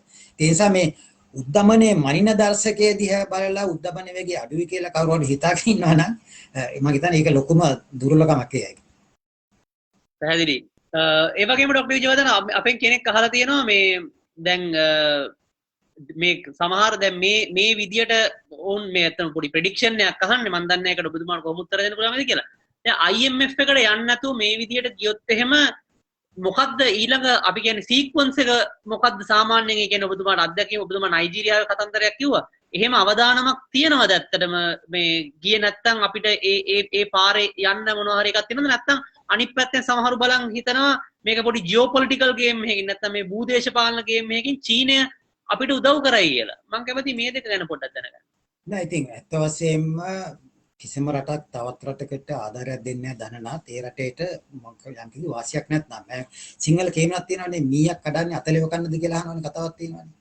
ඉතින් චීනය පවා ඉන්දියාව පවා ඕනෑම රටක් අපිට ආධාරයක් දෙනවා නම් දෙන්නේ මේ අවස්ථාවේදී අපි මොනවා හරි දෙයක් බලාපොරොත්තු වෙනවා. ඉතින් අපි තේරුම් ගන්න ඕනේ මේ දේ අපිට දෙන්න පුළුවන්. ඉතින් ඇත්තටම දැන් දන්නාත්මනේ කිව්වේ බැංකුව වලට ගියාම ඩොලර් දෙන්නේ නැත්නම් අපි දැන්ටම අපේ ආර්ථිකයේ ඩොලර් ආර්ථිකය බිඳ වැටලානේ. ඒ නිසානේ දැන් අපි උදාහරණයක් දැන් ප්ලාස්ටික් ලංකාවට ගෙන්නන අය බැංකුවට ගියාම LC ඕපන් කරන්න බැංකුවෙන් කියනවලු කොහෙන් හරි තැනකින් ඩොලර් එකව කරලා තිබුණොත් ගේන නැත්නම් LC ඕපන් කරන්න බෑ කියලා. ඉතින් ඒ අයට ඩොලර් නැහැ කියලා කියන්නේ ඒ කියන්නේ දිල විනිමය අනුපාතිකයට ඩොලර් නැහැ කියලා කියන්නේ අපි ඩොලර් ව්‍යසනයකට අද මුහුණ පානවා කියන එකනේ. ඉතින් අලුතෙන් තව මේ ප්‍රශ්නේ ඇති වෙන්න ඕනේ දැන් උදාහරණයක් විදිහට දැන් පිටරට ඉගෙන ගන්න ළමයි සල්ලි ගෙවන්න ඒ ඉගෙන ගන්න ඒවට බැංකුවට ගියාම මේ පසුගිය සති දෙක තුල බැංකුවෙන් කියලා තියෙනවා ඒගොල්ලෝ ඩොලර් නැහැ මේ මොහොතේ ගෙවන්න බෑ කියලා. ඉතින් ඩොලර් ලැබිච්ච දවසේ ගෙවන්න පුළුවන් කියලා. ඉතින් ඒක කල් දාලා. ඉතින් අපි මේ දැනට මේක මේ අපි දැන් ආර්ථික අර්බුදයේ දරුණු ලෙස අපි දැන් පීඩා විඳින්න ඉන්නේ. තවත් පීඩා විඳින්න දෙයක් නැහැ. දැන් තව දුරටත් අපිට මේ කංජ තෙල් එහෙම ගේන්න බැරි වුණොත් ඒ වගේම අපිට බෙහෙත් වර්ග ගේන්න බැරි වුණොත් දනනාත් අපිට අර නයිජීරියාවේ ගානාවේ ළමයින්ට වෙච්ච දේ තමයි වෙන්නේ. ඒ ළමයි බටහිර රටවල විශ්වවිද්‍යාලේ ඉගෙන ගන්න ළමයි පාරේ හිඟා කන්න සිද්ධ වෙන අයට. අපිට සිද්ධ වෙනවා ශ්‍රී ලංකාවේ පාරේ හිඟා ගන්න. ඉතින් මේක ලොකු ගැටලු ප්‍රකට ප්‍රශ්නයක්. ඒ නිසා තමයි මම කියන්නේ මේ අපේ අජිත් කුමාර් කබ්ගාල් රාජ්‍ය ඇමතිතුමා 2008 දී ලංකාව ගොඩගත්තා නම් එතුමාට පුළුවන් අදත් මේක ගොඩ ගන්න පොඩ්ඩක් හැබැයි අර මේක ලැජ්ජා වෙන්න එපා. ඒකයි මම එයාට කියන්නේ. ලැජ්ජාවට පාත්‍ර වෙන්න එපා. හොඳයි. කමල් අබේසිංහ මහත්මයා අපෙන් අහනවා doctor Wijewardena what are the consequences of following modern monetary theory මේ MMT එක කියන්නේ මොකද්ද සහ ඒක අනුගමනය කිරීම මේ වෙලාවට ගැලපෙනවද කියලා. මොකද හැමෝම කියනවා ඇයි මේ උද්දමනය ගැන කතා කරන්නේ ජපානයේ යෙන් බිලියන මෙච්චරක් අත්තු ගැව්වා ඇමරිකාව දැන් බයිඩන් ජනාධිපතිතුමාලා තව ට්‍රිලියන කීයක් දීලා තියෙනවා ඇයි මේක කරන්න බැරි කියලා හැමෝම අහනවා. මම කැමති ඒකටත් MMT එක ගැන මොකද්ද ඔබතුමාගේ අදහස? මේකයි MMT කියලා කියන්නේ මොඩර්න් මොනිටරි තියරි එකේ ඒකේ මොඩර්න් කමක් නෑ දන්නත්. මේක ඇත්තටම 1600 ගණන් වල තමයි ඔය මේ ඕක මුලින්ම ආරම්භ වුණේ මහා බ්‍රිතාන්‍යයේ. එයා ඒක ආරම්භ වුණේ මේක මොඩර්න් මොනිටරි කියලා මේ මෑත යුගයේදී මේ අර්ථශාස්ත්‍රඥයන් අතරින් කැඩී ගිය කුඩා කණ්ඩායමක්. ඒ කණ්ඩායමේ 14ක් වගේ ඉන්නේ. ඒ කියන්නේ මේ මේන් ස්ට්‍රීම් ඉකොනොමික්ස් නෑ. දැන් අපි හිතමු නොබෙල් ප්‍රයිස් දියාගත්ත පෝල් ක්‍රූග්මන් ඒ කවුරුත් නෑ මේකේ. මේකේ ඉන්නේ කැඩී ගිය කණ්ඩායමක්. මේ කැඩී ගිය කණ්ඩායමක් කියනවා රටකට මුදල් නෝට්ටු වච්ච ගාවට කිසි ප්‍රශ්නයක් නෑ. මේ අයවයි හිඟිය කියන එක මේ මිත්‍යාවක් හිඟිය කියලා කෑ ගන්න එක. ඒ නිසා කරන්න පුළුවන් කියලා. ඒ වගේම දැන් හුඟ දෙනා කියනවා ජපානයට පුළුවන් නම් ඇමරිකාවට පුළුවන් නම් අපිට ඒ දෙකට හේතුව දන්නත් ඒ රටවල ව්‍යවහාර මුදල් වලට අපි කියන්නේ සංචිත ව්‍යවහාර මුදල් කියලා. සංචිත ව්‍යවහාර මුදල් කියලා කියන්නේ ඒ රටේ දැන් උදාහරණයක් ඇමරිකා එක්සත් ජනපදයේ ඩොලරයක් නිකුත් කළාම ඒ ඩොලරය සමස්ත ලෝකෙම පාවිච්චි කරනවා 65ක් දක්වා ඒගොල්ලන්ගේ සංචිතය. උදාහරණයක් විදිහට දැන් අපි තේ කිලෝ එකක් ඇරියොත් එහෙම ඇමරිකාවට ඩොලර් 5ක් වටිනා අපිට ඒගොල්ලෝ ඩොලර් 5ක් දෙනවා. ඉතින් ඇත්තටම අපේ රටෙන් යනවා අපේ රටේ මිනිස්සු මහන්සි වෙලා නිෂ්පාදනය කරපු තේ කිලෝ එක. ඒ කියන්නේ තේ දළු නෙලන්නගේ සිට වවන්නගේ සිට කර්මාන්ත ශාලාවේ ඉන්න එක්කනාගේ සිට ඒ වගේ ප්‍රවාහනය කරපු පුද්ගලයා මේ හැමදේනම මහන්සි වෙලා හදපු තේ කිලෝ එක ඒගොල්ලෝ ගිහලා ඒගොල්ලෝ තේ කිලෝ එක පරිභෝජනය කළා අපිට පොඩි කොල් කෑල්ලක් දෙන්න ඩොලර් 5 කියලා. ඒ ඩොලර් 5 ඇමරිකා එක්සත් ජනපදයේ මේ මිල මට්ටම වැඩි වෙන්න හේතු වෙන්නේ නැහැ. ඒ වගේම තමයි ජපානයේ. යෙන් කොච්චර ඒගොල්ලෝ ඇත්තටම ජපානයේ ණය නිකුත් කරලා තියෙන්නේ යෙන් වලින්.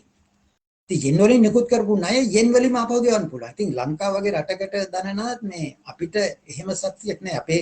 අපේ රටේ රුපියලත් වගේ ලෝක සංචිත මුදලක් නම් ඔය MMT ෆලෝ කළාට ප්‍රශ්නයක් නැහැ. නමුත් අපේ රටේ මුදල අපිට සිද්ධලා තිබෙන්නේ අපි පිටරටේ ණය ගත්තාම අවසානට වගේ අපිට ඩොලර් අවශ්‍යයි වගේ ගෙවන්න. අපිට රුපියල් ඩොලර් මුද්‍රණය කරන්න බෑනේ. එහෙම ඩොලර් මුද්‍රණය කරන්න පුළුවන්කම තිබුණා නම් ඇත්තටම මේ ඔය කියන කතාව හරි. ඒ නිසා මේ MMT එක අද අනුගමනය කරනවා කියලා කියන්නේ වැරදි දෘෂ්ටියකින් නොමග ගිය මේ ප්‍රතිපත්තියක් තමයි. ඉතින් අවසානට වගේ අපේ මහ බැංකුව අද අනුගමනය කරන ප්‍රතිපත්ති මාලාව මේ MMT මාලාවට සමානයි.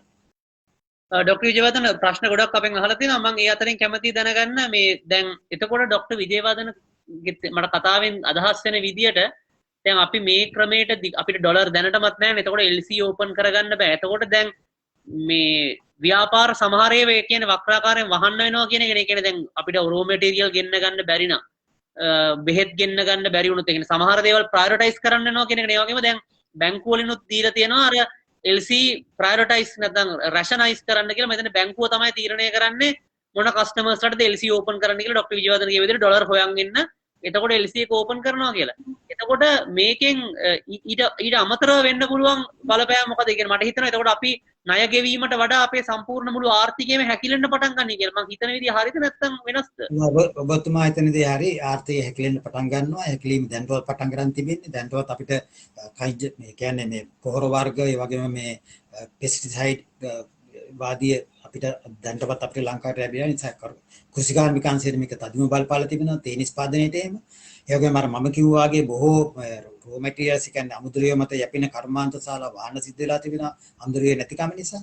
ඒ වගේම අර වාණිජ්‍ය බැංකුව වලට මේකේ ප්‍රයොරිටිස් තීරණය කරන්න දෙන එක සුදුසු කයක් නෙමෙයි දන්නා. මොකද හේතුව වාණිජ්‍ය බැංකුව ඊට පස්සේ ඒගොල්ලෝ යාළුවට තමයි මේක දෙන්නේ. ප්‍රයොරිටි කියන්නේ ඒකයි. ඕනෑම රටක ප්‍රයොරිටි දෙනවා කියලා කියන්නේ යාළුවට දෙන එක. ඉතින් එහෙම වුණාම අර රටේ ආර්ථිකයට මේකෙන් වාසියක් එන්නේ නැහැ. ඒ නිසා මම නම් ඒ ප්‍රයොරිටි දෙීමේ මේ සැලැස්ම වාණිජ්‍ය බැංකුව වලට පවරන එක නෙමෙයි ඇත්ත වශයෙන්ම කරන්න ඕනම කෙනෙකුට ගිහිල්ලා වෙළඳ පොළට ගිහිල්ලා ඩොලර් අවශ්‍ය නම් ගන්න පුළුවන්කම තියෙනවා. ඉතින් අපි ඒ කැපැසිටි එක ඩෙවලොප් කරගන්න ඕනේ. ඒ කැපැසිටි එක අද ඩෙවලොප් කරගන්න නම් අපිට අර හුස්ම ගන්න ප්‍රමාණවත් කාලයක් අපිට ලැබෙන්න ඕනේ. ඒ හුස්ම ගන්න ලැබෙන කාලය තමයි අපි කියන්නේ මේ ජාත්‍යන්තර මූල්‍ය අරමුදලේ එක් ගෙන්න ණය ගනුදෙනුවක් මගින් ඒ හුස්ම ගන්න කාලය අරගෙන රට ඊට පස්සේ මේ සුදුසු ආර්ථික වර්ධන මාවතකට අපි අවතීර්ණ කරන්න ඕන කියන එක. ඩොක්ටර් ජනත අපි මේ ලියෝන් ෆර්නැන්ඩෝ කියලා මහත්මයෙක් ප්‍රශ්නයක් අහනවා. ඒ කියන්නේ ඉන්ටරෙස්ට් රේට් මේ බි 0.5%. ඒ කියන්නේ මේ පොලි අනුපාතය 0.5ක් වුණත් අපි මිලියන 100ක ලෝන් එකක් ගත්තොත් එහෙම අපිට ඉන්ටරෙස්ට් එක එනවා සාමාන්‍යයෙන් ඩොලර් 50000ක් විතර තුම කියන විදිහට. දැන් මේ කන්ඩිෂන් එකත් එක්ක අපිට තව ණය අරන් මේ ඉතුරු ඩොලර් ටිකත් ගෙවන්නේ කොහොමද කියලා තමයි එතුමා අහන්නේ. මම කැමති ඒ කියන්නේ ඔබතුමාගේ අදහස් දැනගන්න. IMF එකට ඒ කියන්නේ ඔය වගේ අපි දැන් ස්වොප් එකක් ගත්තත් මම හිතන්නේ හැම එකටම පොලියක් තියෙන. එතකොට ඒව ගෙවන්න හැකියාවක් ඒ කියන්නේ කොහොමද ඒකේ ක්‍රමවේදය සකස් වෙන්නේ කියලා තමයි අහන්නේ. නෑ මෙහෙමයි. දැන් ඒක එක පළවෙනි කාරණේ තමයි එකපාරටම ඔය ගෙවනවා නම් තමයි අපිට ඔක බරක් බවට පත් වෙන්නේ. නමුත් ඔක අවුරුදු 7ක වගේ කාලයක් තුල ගෙවන දැන් විශේෂයෙන්ම දැන් විකල්පය තමයි දැන් මේ ආණ්ඩුව යන්නේ අර සොෆ් ෆැසිලිටිස් වලට යනවනේ දන්නා. ඔව්. සොෆ් ෆැසිලිටිස් වල පොලි අනුපාතිකයේ 5-6 ප්‍රමාණයක් වෙනවා.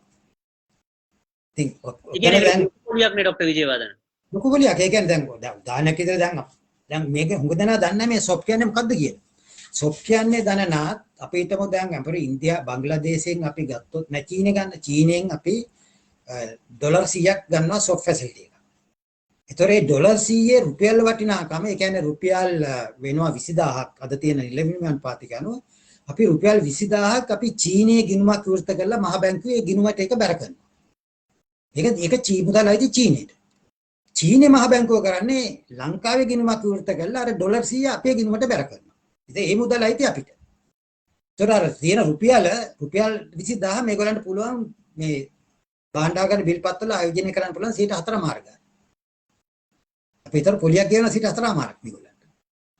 දෙවෙනි එක තමයි මොකද මේ පොලියත් එක්ක ආපු ඒගොල්ලන්ට ගෙනියන්න පුළුවන් ඊගාසේ සල්ලි ඒගොල්ලන්ගේ රටට. ඒක ඩොලර් වලින් යන්නේ ඊගාවට. දෙවෙනි එක තමයි ඔය ෆැසිලිටිස් වල තිබෙනවා අපි ඒගොල්ලන්ට ඒවා රිනියු කරනකොට ගෙවන්න ඕනේ තියෙන කොමිෂන්. ඒ දෙකම එනකොට 6% විතර වෙනවා මේකේ මුළු පිරිවැය රටකට. ඉතින් ඒ පිරිවැය 6% වගේ එනකොට ඒ 6%ක් පිරිවැය දරනවද 0.05ක් පිරිවැය දරනවද කියන එක තමයි තීන්දුවක් අපිට ගන්න. ඉතින් දෙවෙනි එක තමයි සොෆ්ට් ෆැසිලිටියක් සාමාන්‍යයෙන් අවුරුද්දක් හෝ අවුරුදු දෙකකට දෙන්නේ. මේවා දෙන්නේ අවුරුදු 6කට හෝ 7කට ගෙට. ඒ නිසා අපිට අර හුස්ම ගැනීමේ කාල පරිච්ඡේදයක් ලැබෙන නිසා මේ මහත්මයා අහපු ප්‍රශ්නේ හොඳ ප්‍රශ්නයක්. ඒ මහත්මයාට අපිට දෙන්න පුළුවන් පිළිතුර තමයි හැම තේරීමක්ම අපි කරනකොට අපි සුදුසුම තේරීම කළ යුතුයි. ඒ වගේම ඩොක්ටර් විජේවර්ධන මේ කපිල මහත්මයා අහනවා can't we sell the SDR right to the country other than US කියලා තාල ප්‍රශ්නයක් අහලා තියෙනවා. ඔබතුමා ඉස්සෙල්ලා කියපු SDR එක සම්බන්ධයෙන් එහෙම කරන්න පුළුවන්ද? දැන් මෙහෙමයි දැන් SDR ගන්න කැමති නම් ඉන්දියාව අපිට ඉන්දියාවට SDR විකුණලා ඉන්දියාවෙන් අපිට ගේන්න පුළුවන් අපි තුම ටාටා බෙන්ස් කාර් ගේන්න පුළුවන්. එහෙම SDR එකහු කරගන්න පළවෙනි කම තමයි SDR ඕනෑවට වඩා දැන් දන්නාත් කැමතිද තියාගන්න Tamanට වාසියක් නැති මොන හරි ගෙදර දැන් අපි තුම මම ඔයාට දුන්න අලියෙක් තෑගි දුන්නා කියලා. ඔයා කැමතිද අලියා තියාගෙන ගිය යුතුද? එපා ඒ වගේ තමයි මේ SDR උත් SDR වල වටිනකම නැහැ. ඒක පාවිච්චි කළොත් විතරයි වටිනකම තියෙන්නේ. ඉතින් ලෝකේ SDR අපිට ඩොලර් වලට හරි රත්තරන් රම් ඒ කියන්නේ මහා බ්‍රිතාන්‍ය පවුම් වලට හරි යුරෝ වලට හරි මාරු කරගන්න පුළුවන් නම් යුවන් වලට හරි මාරු කරගන්න පුළුවන් නම් පාවිච්චි කරන්න පුළුවන්. නමුත් යුවන් වලට මාරු කරන්න බෑ. මොකද චීනේ කැමති නැහැ SDR ගන්න.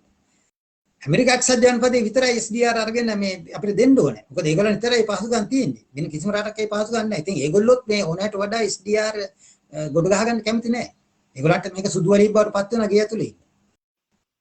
පැහැදිලි. ඩොක්ටර් විජේවර්ධන මේ ෆිච් ආයතනයේ මේ මෑතකදී කරපු මේ නිවේදනයත් එක්කම හිතන්නේ බැංකු පද්ධතිය පොඩ්ඩක් කැළඹිලා තියෙනවා. අපිනුත් ප්‍රශ්නයක් අහලා තියෙනවා. ඉන්දික රාජකරුණ මහත්මයා on top of government foreign debt, Sri Lankan banks have also got significant amount of dollar debts.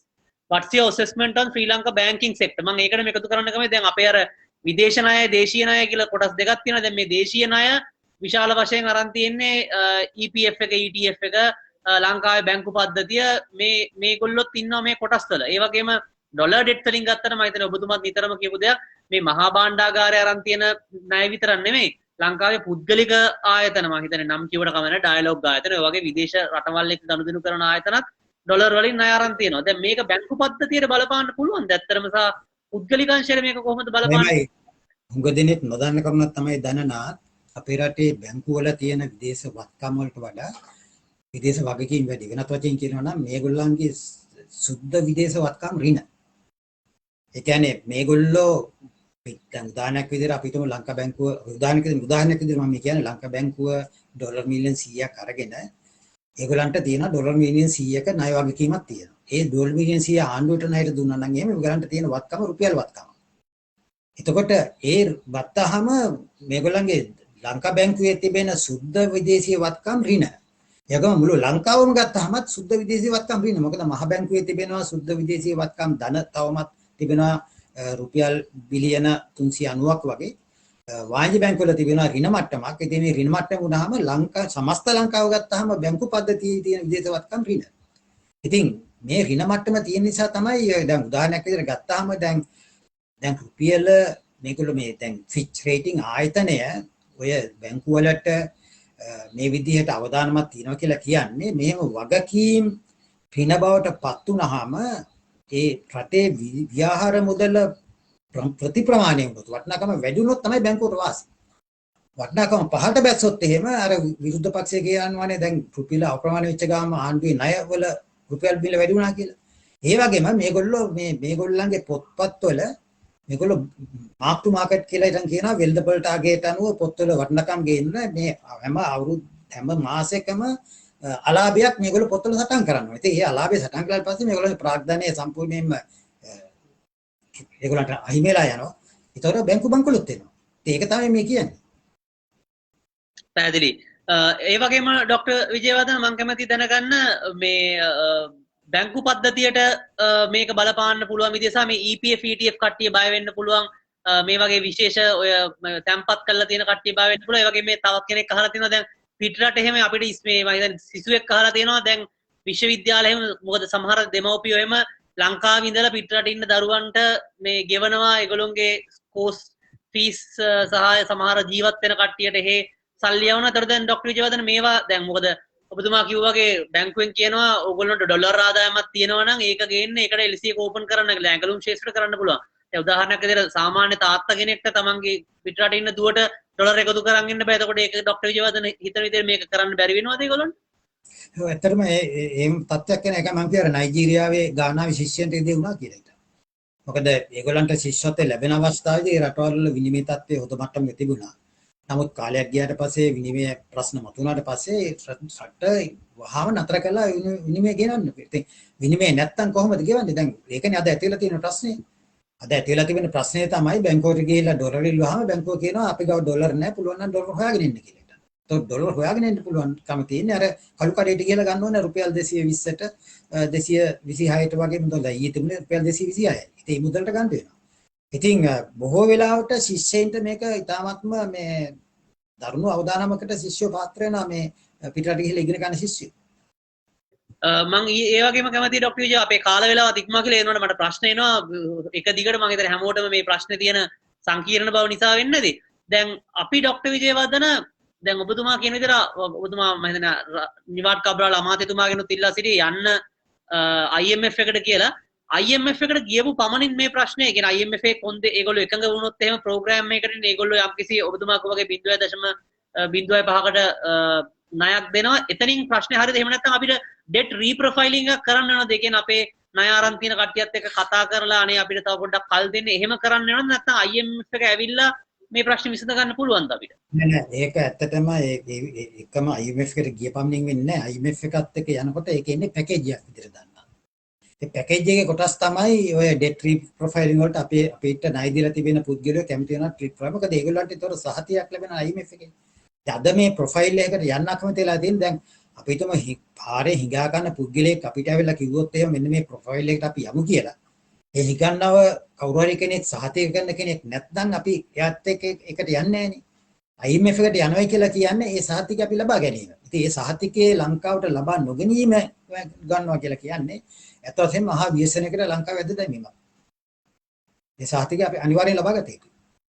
පැහැදිලි. තවත් ප්‍රශ්නයක් අපෙන් අහලා තිනවා with current Fitch rating Sri Lanka is classified at category of C CCC+ with SD level. So what will be the policies central bank is going to implement to upgrade the Sri Lankan Fitch rating? ඒ වගේ මම කැමති දැන් මේ අන විදියට doctor Wijewardena තව මට තියෙන අනිත් බය තමයි තව ඩවුන්ග්‍රේඩ් එකක් ගියොත් එහෙම.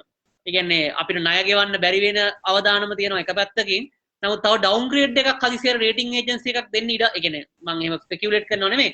නමුත් ඒ වගේ නොහිතන දෙයක් එකපාරට එන්න පුළුවන්. ඒ කියන්නේ එහෙම වුණොත් මොකද? වහාම නම් එන්න විදියක් නැහැ දන්නත් මොකද අපි දැන්ටමත් අපි ප්‍රකාශ කරලා තියෙනවා ජූලි 27 වෙනිදා කල්පිරෙන ස්වෛරී බැඳුම් කරේ අපි මුළුමනින්ම ගෙවනවා කියලා. ඒ නිසා කිසිම රේටින් ඒජන්සි එකකට ලංකාව ඩවුන්ග්‍රේඩ් කරන්න කිසිම හේතුවක් නැහැ වර්තමානයේ. අපි ඒක පැහැර හරියොත් ඔබ කියන විදිහට අපි ඒක ඩිෆෝල්ට් කළා විදිහට සැලකෙනවා. ඒක ඩිෆෝල්ට් කළාම අපිව අපව ඩවුන්ග්‍රේඩ් වෙන්න පුළුවන්.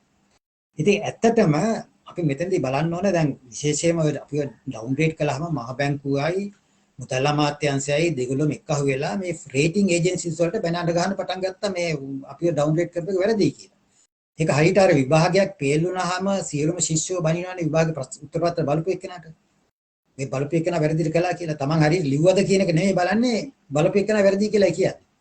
ඉතින් ඒ වගේ තත්ත්වයක් තියෙනවා. දැන් අපි බලන්න ඕනේ මේ ඇයි අපි ඩවුන්ග්‍රේඩ් කළේ මූලික වශයෙන්ම අපේ අයවැය ලේඛනයේ තිබිච්ච මේ බොහොම අස්වාභාවික ස්වභාවය. ඒ කියන්නේ ආදායම 13%ක් ජාතික ආදායමෙන් ලැබිච්ච ආදායම ලැබිච්ච රටක් පොදු ආදායමෙන් ඒක අපි 9%ට අඩු කරගත්තා. ඒ වගේම අපේ අයවැය පරතරය 6% තිබිච්ච පරතරය අද වැඩි කරගෙන තියෙනවා 10%ට. ඉතින් රේටින් ඒජන්සිස් කියන්නේ මෙහෙම ඕගොල්ලෝ මේ විදිහට හැමදාම ඕගොල්ලන්ට මේ දේ කරලා මේ ණය අපහු ගෙවන්න බෑ. ඒ නිසා මේ අයවැය ලේඛනයේ පළමුවෙන්ම කරන්න ඕන දේ තමයි ඒක හික්මවා ගන්න. දැන් ඒ නිසා තමයි ඔය මේ ආණ්ඩුව ආපු ගමම්ම මම අර මගේ සතිපතා මන් ඩේලි FT වලට ලියන ලිපියේ මම කිව්වා වහාම මේ බදු යෝජනාව අස් කරගන්න. අස් කරගෙන මේ පරණ බදු යෝජනාවම යන්න කියලා. ඉතින් අවසානට වගේ අපි කියපු දේවල් එකක්වත් කනකට වැටුන්නේ නැහැ මේ කිසිම මේ ප්‍රතිපත්ති සම්පාදකයෙකුට. එහෙම ගියා නම් අද මේ තත්ත්වය මෙච්චර උග්‍ර වෙන්නේ නැහැ. ඒ නිසා තමයි අර කිව්වේ බිලියන 2600ක් පහුණු මාස 17 තුල ආණ්ඩුව බැංකු ක්‍රමයෙන් අයරන් තියෙනවා කියලා. දැන් නොදෙනෙක් මේක දන්නේ නැහැ. පැහැදිලි. මම හිතන්නේ බලන කටියට තව ප්‍රශ්න එවන්න පුළුවන් අපිට වෙලා තියෙනවා. මම හිතන්නේ අපේ වීවර්ෂිප් එක අඩු වෙන්නේ නැහැ ડોක්ටර් විජේවර්ධන. එච්චරට මේක මේ අහගෙන ඉන්නවා. නමුත් මට තියෙන කනගාටුව රටේ තත්ත්වය එච්චර ඔබතුමා කියන විදිහට හොඳ නැති නිසා බලන කටියට මම කැමතියි කියන්න මේ ආර්ථික ගැන දැනගන්න අවශ්‍ය නම් එතුමාගේ කොලමක් තියෙනවා ඩේලි FT පුවත්පතේ. අපි ගෞරවයෙන් ආරාධනා කරන එක සතිපතා කියන්නේ හැම සඳුදාම ඒක පළ වෙනවා ડોක්ටර් විජේවර්ධනගේ කොලම් එක. ඒ ගැන බලන්නත් පුළුවන්. ඇඩ්වොකාටා ප්ලස් එකට ලයික් කරන්න. YouTube එකකුත් තියෙනවා. අපි මේ වීඩියෝ එකත් YouTube එකේ අප්ලෝඩ් කරන්න බලාපොරොත්තු වෙනවා. ඒ වගේම අපේ පේජ් එකටත් ලයික් කරන්න, මේක ෂෙයා කරන්න. ඇඩ්වොකාටා පේජ් එකත් ලයික් කරන්න. මේ වගේම වීඩියෝස් අපි කියන්න බලාපොරොත්තු වෙනවා. ඒ වගේම ડોක්ටර් විජේවර්ධන දැන් තව බොහෝ දෙනෙක් කියනවා මේ රුපියල අවප්‍රමාණ වෙන්න ඒක පටන් ගත්ත මේ 1977 ආර්ථිකය විවෘත කරාට පස්සේ කියලා. ඒකට කොහොමද උත්තර දෙන්නේ? ඒකද ඒකත් මම හිතන්නේ නොදැනුවත්කම නිසා කියන ප්‍රකාශයක්. 77ට පෙර මේ අපිට තිබුණේ ධනනාත් මේ ස්ථාවර විනිමය අනුපාත ක්‍රමයක්. අපි කියන ෆික්ස්ඩ් එක්ස්චේන්ජ් රේට් සිස්ටම් කියලා. නැත්නම් ලෝකයේ ස්ථාවර විනිමය අනුපාත ක්‍රමයෙන් ඔය පාවෙන විනිමය අනුපාත ක්‍රමයට මාරුණා 1973 අවුරුද්දේ. නමුත් ශ්‍රී ලංකාව 1948 සිට 77 ජයජයවදන මේක මේ විවෘත කරන ආර්ථික විවෘත කරන දිනය දක්වා අපි මේ අනුගමනය කළා ස්ථාවර විනිමය අනුපාත ක්‍රමයක්. ඒ අනුව කෙරෙන්නේ අපි වතාවෙන් වතාවට ප්‍රශ්නේ මතුවෙනකොට මේ පොඩ්ඩක් අපි රුපියල අවප්‍රමාණ කරනවා. ඒකට කියනවා ඩිවැලුවේෂන් කියලා. දැන් ඒ විදිහට දැන් උදාහරණයක් විදිහට ගත්තාම 3.733ට තිබිච්ච ඇමරිකානු ඩොලරේ 47 දී 48 දී ඩිවැලියු කළා 4.76ට. ඊට පස්සේ දැන් 77 අපි මේ රුපියල ආර්ථික විවෘත කරනකොට ඇමරිකානු ඩොලරයක නිල විනිමය අනුපාතික වෙන්නේ රුපියල් 8.7 ගණනක්. නමුත් ඇත්තම විනිමය අනුපාතික වෙන්නේ රුපියල් 15 ගණනක්. මොකද මේ නිල විනිමය අනුපාතිකට අමතරව 65%ක් ගෙවන්න ඕනේ අර ෆීක්ස් කියලා foreign exchange entitlement certificate කියලා විදේශ විනිමය මේ හිමිකම් සහතිකපත් කියලා සහතිකපත් නිකුත් කළා. ඒ අනුව දැන් ආයත් ආනයන කරුවෙක් ඩොලර් 100ක් ගන්නවා නම් ඩොලර් 165ක මුදලක් එයා ගන්න ඕනේ ඒ ඩොලර් 100 මිලදී ගන්න. ඒක බද්දක් විතර ආණ්ඩුවට ගියා. ඒ නිසා ඇත්ත විනිමය අනුපාතිකයේ උනේ ඇත්තම රුපියල් 16ක් වගේ. ඉතින් අපි අර 1973 සිදු කළ යුතු වෙනස්කමක් අපි සිදු කළේ ටිකක් පරක්කු වෙලා 78 දී. ඒ නිසා අද අපි කරන්නේ මේ ස්ථාවර විනිමය අනුපාතික ක්‍රමයකට අපි යන්නේ අපි ගිහිල්ලා තියෙන්නේ 9 එහෙම නැත්නම් මේ පාවෙන විනිමය අනුපාත ක්‍රමයකට. අර ස්ථාවර විනිමය අනුපාත ක්‍රමයට ප්‍රශ්නේ වෙන්නේ දනනාත් මේ අපි කරන්නේ හැම වෙලාවෙම අර දැන් අපි ඇඳුම් මහන පුද්ගලයෙක් ගත්තාම ඒ පුද්ගලයා ඇඳුම් මහනකොට ඇඟට ඕන විදියට නෙමෙයි ඇඳුම් මහන රෙද්දේ තියෙන ප්‍රමාණය නෝ තමයි ඇඳුම් මහන. අන්තිම රෙද්ද ඒක අපි කෝට් එක ඇඳලා බැලුවහම කෝට් එක හිරයි. ඒ කෝට් එක හිර බව දැනනකොට තමයි අර වතාවෙන් වතාවට මේක අපි අවප්‍රමාණය කරන්නේ. ඉතින් එහෙම තත්ත්වයක් තියෙනවා. අදත් එහෙම තත්ත්වයක් තියෙනවා. අදත් අපි මේ ඇත්තටම පාවින විනිවාදපාත ක්‍රමයට අපි රුපියල් 202කට මේක ස්ථාවරව තියාගෙන ඉන්නවා. දැන් ඔයාලට බෙනියන වෙති වෙල්දපොළ මේක කැමති නැහැ. ඒගොල්ලෝ 226ට අඩු කරලා තියෙනවද? කළුමක් හදේ. ඉතින් අන්තිමේදී වෙන්නේ මේ අර ඇඳුම ඉරාගෙන තමයි මැහුම් ඉරාගෙන තමයි මේ කටයුතු කරන්නේ. හොඳයි ડોක්ටර් විජේවර්ධන. ඒ වගේම මම කැමති දැනගන්න දැන් මේ අර නිතරම කියනවා මේ කරන්සි බෝඩ් එකක් කියලා විශේෂයෙන්ම ඉකොනොමික්ස් කියලා වෙබ් අඩවියක් තියෙනවා. මේක නිතරම කියනවා මේකට හේතුව මේ සොෆ්ට්වෙක් එක මේකට කරන්සි බෝඩ් එකක් දැම්මොත් හරි කියලා. ඒ වගේම මම සිංගප්පූරුව ගැනත් මම කැමති මතක් කරන්න අර එහි හිටපු ආකිටෙක්ට් විදිහට මම හිතන්නේ ડોක්ටර් ගෝකින්ෂි මේ සිංගප්පූරුවේ මම හිතන්නේ ඔබතුමා ප්‍රස්තාරයකුත් මාත් එක්ක ෂෙයා කරලා තිබුණා. මම කැමතියි දැනගන්න ඒ ක්‍රමය මොකක්ද ડોක්ටර් විජේවර්ධන? ඒ වගේ මොනවා හරි මූල්‍ය පද්ධතියේ මේ ගැන හොඳට කරන්න පුළුවන් ක්‍රමවේදයක් තියනවද කියලා මම කැමතියි අත්‍තරම දැනගන්න. නෑ මෙහෙමයි දැනනා දැන් අපිට නිදාස ලබන අවස්ථාවේදී මහ බැංකුව පිහිටුවේ 1950 දක්වා අපේ තිබුණේ ඔය ව්‍යවහාර මුදල් මණ්ඩල ක්‍රමය බ්‍රිතාන්‍ය විගෙන් අපිට ලැබිච්ච දෙයක්. ව්‍යවහාර මුදල් මණ්ඩල ක්‍රමයයි මහ බැංකුවගේ අතර වෙනස තමයි ව්‍යවහාර මුදල් මණ්ඩල ක්‍රමයේ යටතේ අපිට අපේ රටේ විවහාර මුදල් නිකුත් කරනකොට 100% වටිනා විදේශ සංචිත ඒ විවහාර මුදල් මණ්ඩලය විසින් තබා ගත යුතුයි. උදාහරණයක් විදිහට අපි ගත්තොත් එහෙම අපි තුමු ඇමරිකන් ඩොලරයක් රුපියල් 10 නම් විවහාර මුදල් මණ්ඩලයට රුපියල් 10ක් නිකුත් කරන්න අපි ඇමරිකන් ඩොලරයක් අපේ විවහාර මුදල් මණ්ඩලයේ සංචිතයක් විදිහට තියාගත යුතුයි. අපේ සංචිත ප්‍රමාණය වැඩි වුණොත් එහෙම ඇමරිකානු මේ සංචිත ප්‍රමාණය ඇමරිකන් ඩොලර් 10කට වැඩි වුණොත් එහෙම අපිට රුපියල් 100 දක්වා නිකුත් කරන්න පුළුවන්. ඒ වගේම සංචිත ප්‍රමාණය 10 ඉඳලා 5ට අඩු වුණොත් එහෙම අපේ මුදල් සැපීම අඩු වෙනවා වහාම මේ රුපියල් 50ට අඩු වෙනවා. ඉතින් මේක හරියට බිට්කොයින් වගේ. බිට්කොයින් ක්‍රමයක් මේ වගේ ක්‍රමයක්. මොකද බිට්කොයින් ක්‍රමයත් විවහාර මුදල් මණ්ඩල ක්‍රමයකට සමානයි. මොකද ඒක ඇල්ගොරිතම්ස් වල දනනාත් බිට්කොයින් නිකුත් වෙන්නේ සෑම අවුරුදු දෙකකට වරක්ම කලින් නිකුත් කළාට වඩා භාගයක් තමයි අලුතෙන් නිකුත් වෙන්නේ. මේ ගිහිල්ලා අන්තිමේදී එක දවසක් කරන අලුතෙන් බිට්කොයින් නිකුත් නොකරන දවසක් එක් දවසකම බිට්කොයින් ප්‍රමාණය ස්ථාවර වෙනවා ඒ රටක. ඉතින් අපිට දැන් ප්‍රධාන ප්‍රශ්නේ තමයි දන්නා දැන් සිංගප්පූරුව නිදහසින් පස්සේ 1965 දී ඒගොල්ලෝ මේ මැලේසියාවෙන් වෙනස් වෙනකොට ඒගොල්ලන්ට තීන්දුවක් ගන්න සිද්ධ වුණා මහ බැංකුවක් පිහිටවනවාද එහෙම නැත්නම් කරන්සි බෝඩ් ක්‍රමය තවදුරටත් ගෙනියනවාද කියලා. ඉතින් ඒගොල්ලෝ තීරණය කළා මොකද කරන්සි බෝඩ් ක්‍රමය මගින් ඒ රටේ දේශපාලකයන්ට හික්මවීමක් දෙනවා. මහ බැංකු ක්‍රමය මගින් වෙන්නේ මොකද මේ මහ බැංකු ක්‍රමය මගින් දේශපාලකයෝ නොහික්මුණු පුද්ගලයෝ කණ්ඩායමකටපත් වෙලා මොකද හැම මුදල් ඇමතිවරයාම කැමති මේ සල්ලි නෝට්ටු අච්චු ගාලා ඒ අනුව මේ අයවැලේකනේ පියවන්න. ඉතින් එහෙම වුණාම උද්දමනය වැඩි වෙනවා. ඉතින් සිංගප්පූරුව කලේ ඒ විදිහට දැන් සිංගප්පූරුවේ දැන් මේ ග්‍රාෆික දන්නත් වාට පේනවා ඇති. මේ ග්‍රාෆිකේ 1960 දී සිංගප්පූරු ඩොලරයක් තිබුණේ මේ අත වශයෙන්ම මේ ඇමරිකානු ඩොලරයක් සිංගප්පූරු ඩොලර් 3.7 වගේ අපේ 1937 තිබිච්ච තත්ත්වෙමයි. ඒකට පෙනී යනවා ඇති 2020 වෙනකොට මේ 1.34ට මේක වටිනාකම වැඩි වෙලා. ඒක හේතුව තමයි සිංගප්පූරුවේ උද්දමනය ඇමරිකා එක්සත් ජනපදයේ උද්දමනයට වඩා අඩුයි. ඒ උද්දමනයට වඩා අඩු නිසා තමයි අර සිංගප්පූරු ඩොලරේ වටිනාකම නොකඩවාම ඒ විදිහට වැඩි වුනේ. ඉතින් දැන් ඔය කරන්සි බෝඩ් එකක් ගැන තර්ක කරන අය ඇත්තටම මේ තර්ක කරන්නේ එක හේතුවක් තමයි අපේ දේශපාලකයන්ගේ නොහික්මුණු බව. ඉතින් අපිට ඒක පැහැදිලි වෙන දේශපාලකයෝ කතා කරන භාෂාව ඒගොල්ලෝ ප්‍රකාශ කරන ප්‍රකාශ දිහා බැලුවාම හික්මිච්ච ජනතාවක් නෙවෙයි කියලා හිතන්න. ඒ නිසා අර නීත්‍යානුකූලව මේ අය හික්ම වෙනවා මේ කරන්සි බෝඩ් එකක් තියෙනවා.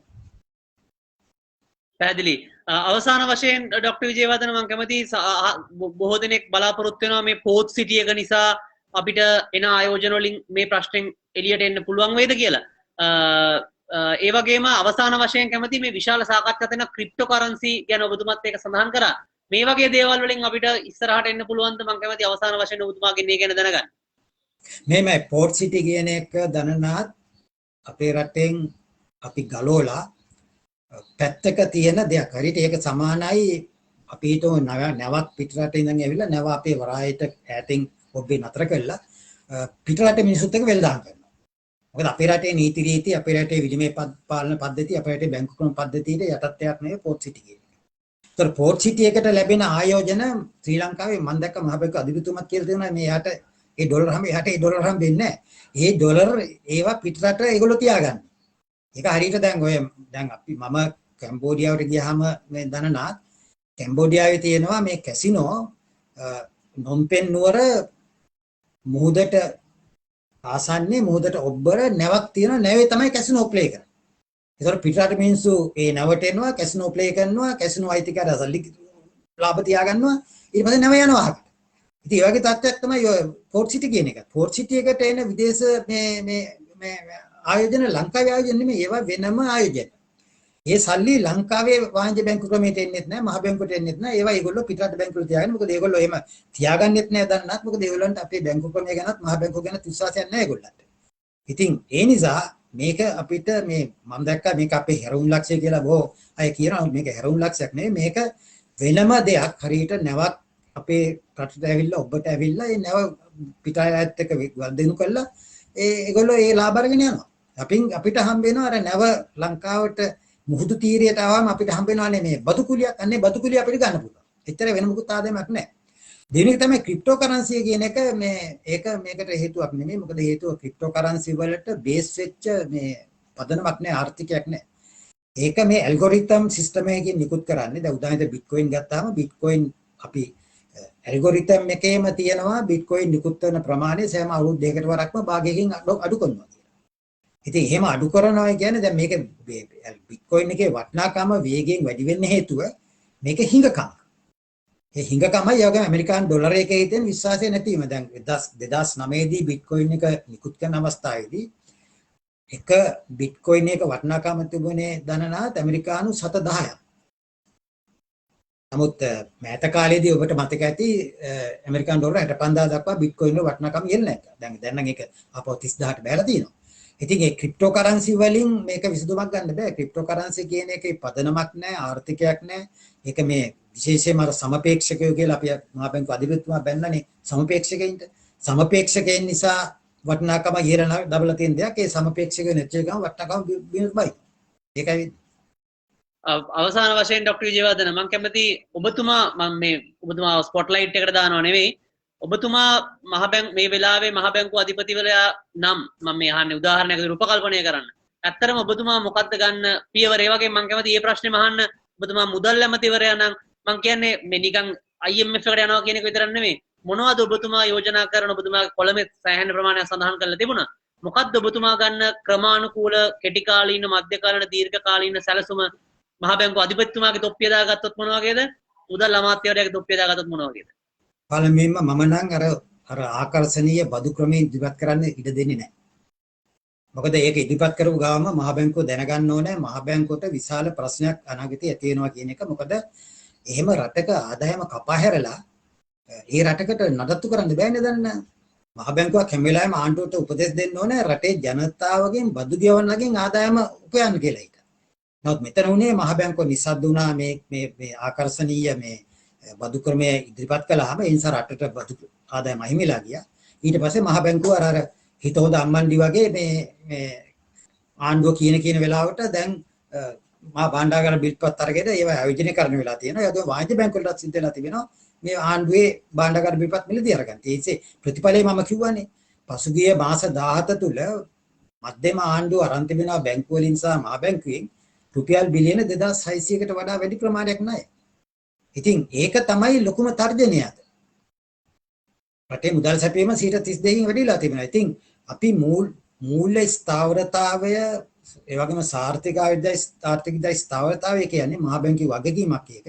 මහා බැංකුවේ හිටපු අධිපතිවරු ඒක ඉතාමත්ම නියමයට කටයුතු කළා. දැන් උදාහරණයක් විදිහට වර්ෂෙන් රාසපුත්‍ර මහත්තයා ඒක කළා. එස් ජයවර්ධන මහත්තයා ඒක කළා. ඉතින් ඒ වගේම ඉතින් මේ තත්ත්වයේ යටතේ ඇත්තටම අජිත් කුමාර් කබ්‍රාල් මහතාත් එතුමා මේ අධිපතිලා හිටපු කාලේ මේ සාර්වත්‍රික ස්ථාවරතාවය සඳහා එතුමා විශාල වශයෙන් දායක වුණා. ඉතින් මහා බැංකුව අධිපතිවරයෙක් කියන පුද්ගලයෙක් හිත හොඳ අම්බන්ඩි කෙනෙක් කියලා බෑ දන්න. හිත හොඳ අම්බන්ඩි කවුරුත් දන්නවනේ හැමදාම මේ එයාට බබෙක් හම්බ වෙනවා කියලා හිත.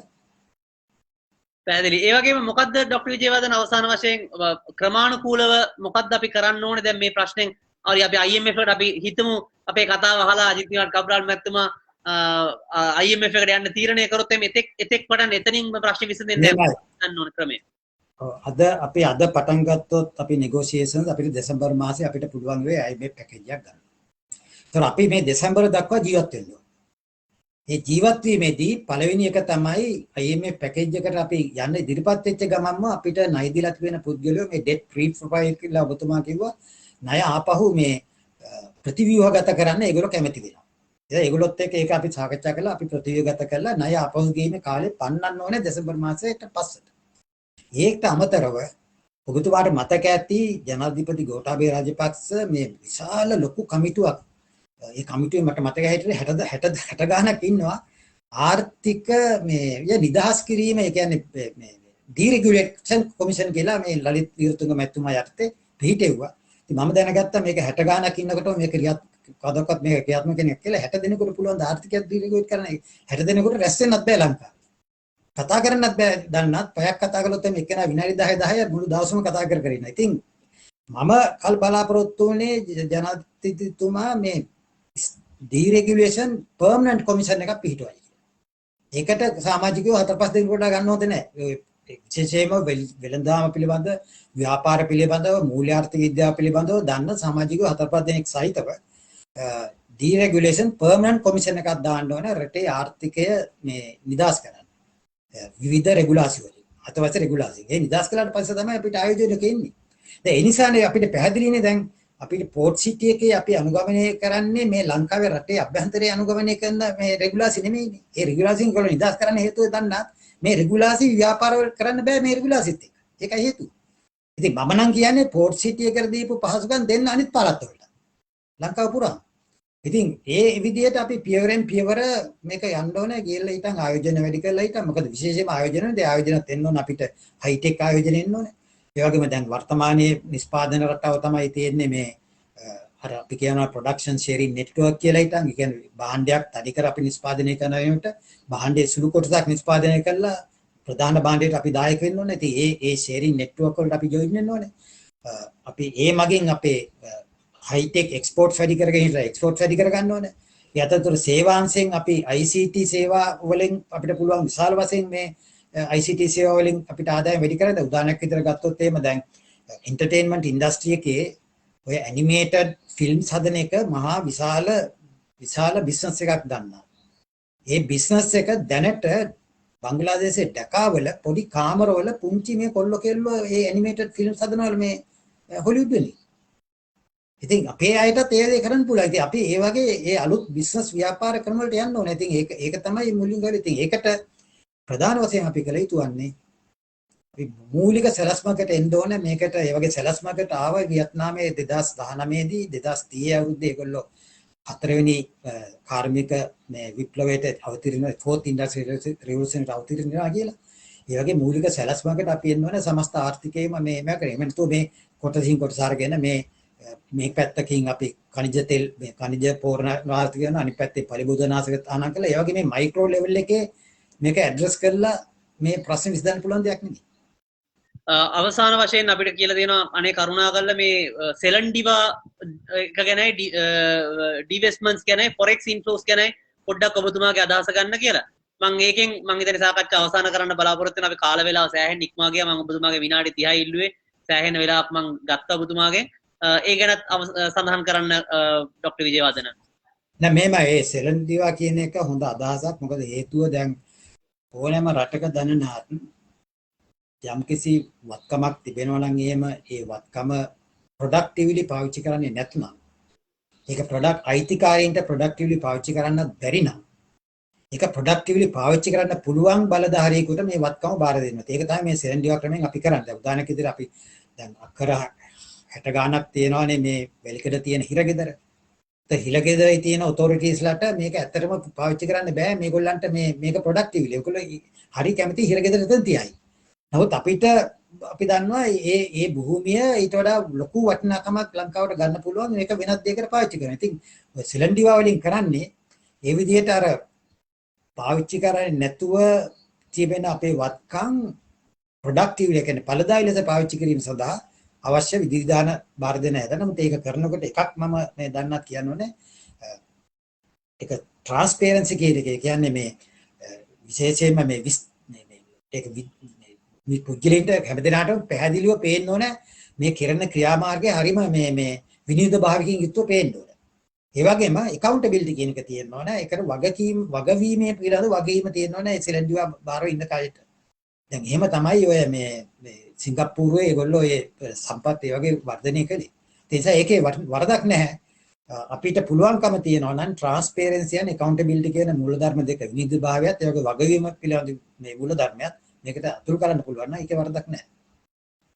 හොඳයි බොහොම ස්තුතියි ඩොක්ටර් විජේවර්ධන. මම විනාඩි 45ක්ම ගත්ත ඔබතුමාගෙන් වැඩිපුර 47ක් ඇත්තටම බොහොමත්ම ස්තුතිවන්ත වෙනවා. අපිට තාමත් විවර්ස්ලා ඉන්න සෑහෙන ප්‍රමාණයක්.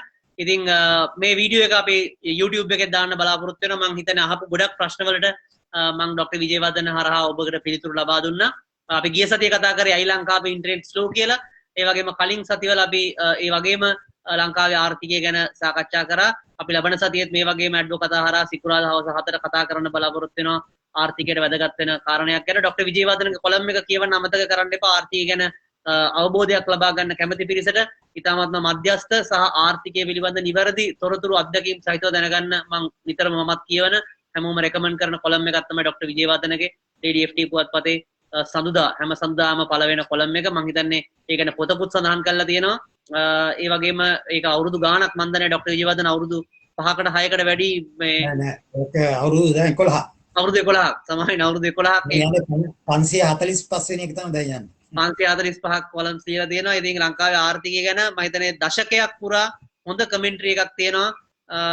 මම හිතන්නේ වෙබ්සයිට් එකට ගියාට පස්සේ පරණ ආටිකල්ස් උත් කියවන්න පුළුවන් කොලමිස්ට්ලාගේ යටතේ සිලෙක්ට් කරාට පස්සේ ඒකත් මම මතක් කරනවා. සහභාගී වෙච්ච හැමෝටම බොහොම ස්තුතියි ප්‍රශ්න ඉදිරිපත් කරාට. අපි මේ වගේම සාකච්ඡාවකින් ලබන සතිය තමෙමු. ડોක්ටර් විජේවර්ධන බොහොම ස්තුතියි ඔබතුමාට ඔබතුමාගේ කාලයට සහ මේ ජනතාව දැනුවත් කරාට බොහෝ ප්‍රශ්න වලට උත්තර ලබා දුන්නා. බොහොම ස්තුතියි සුබ රාත්‍රියක් හැම දිනකටම එන. සුබ රාත්‍රියක් ගන්න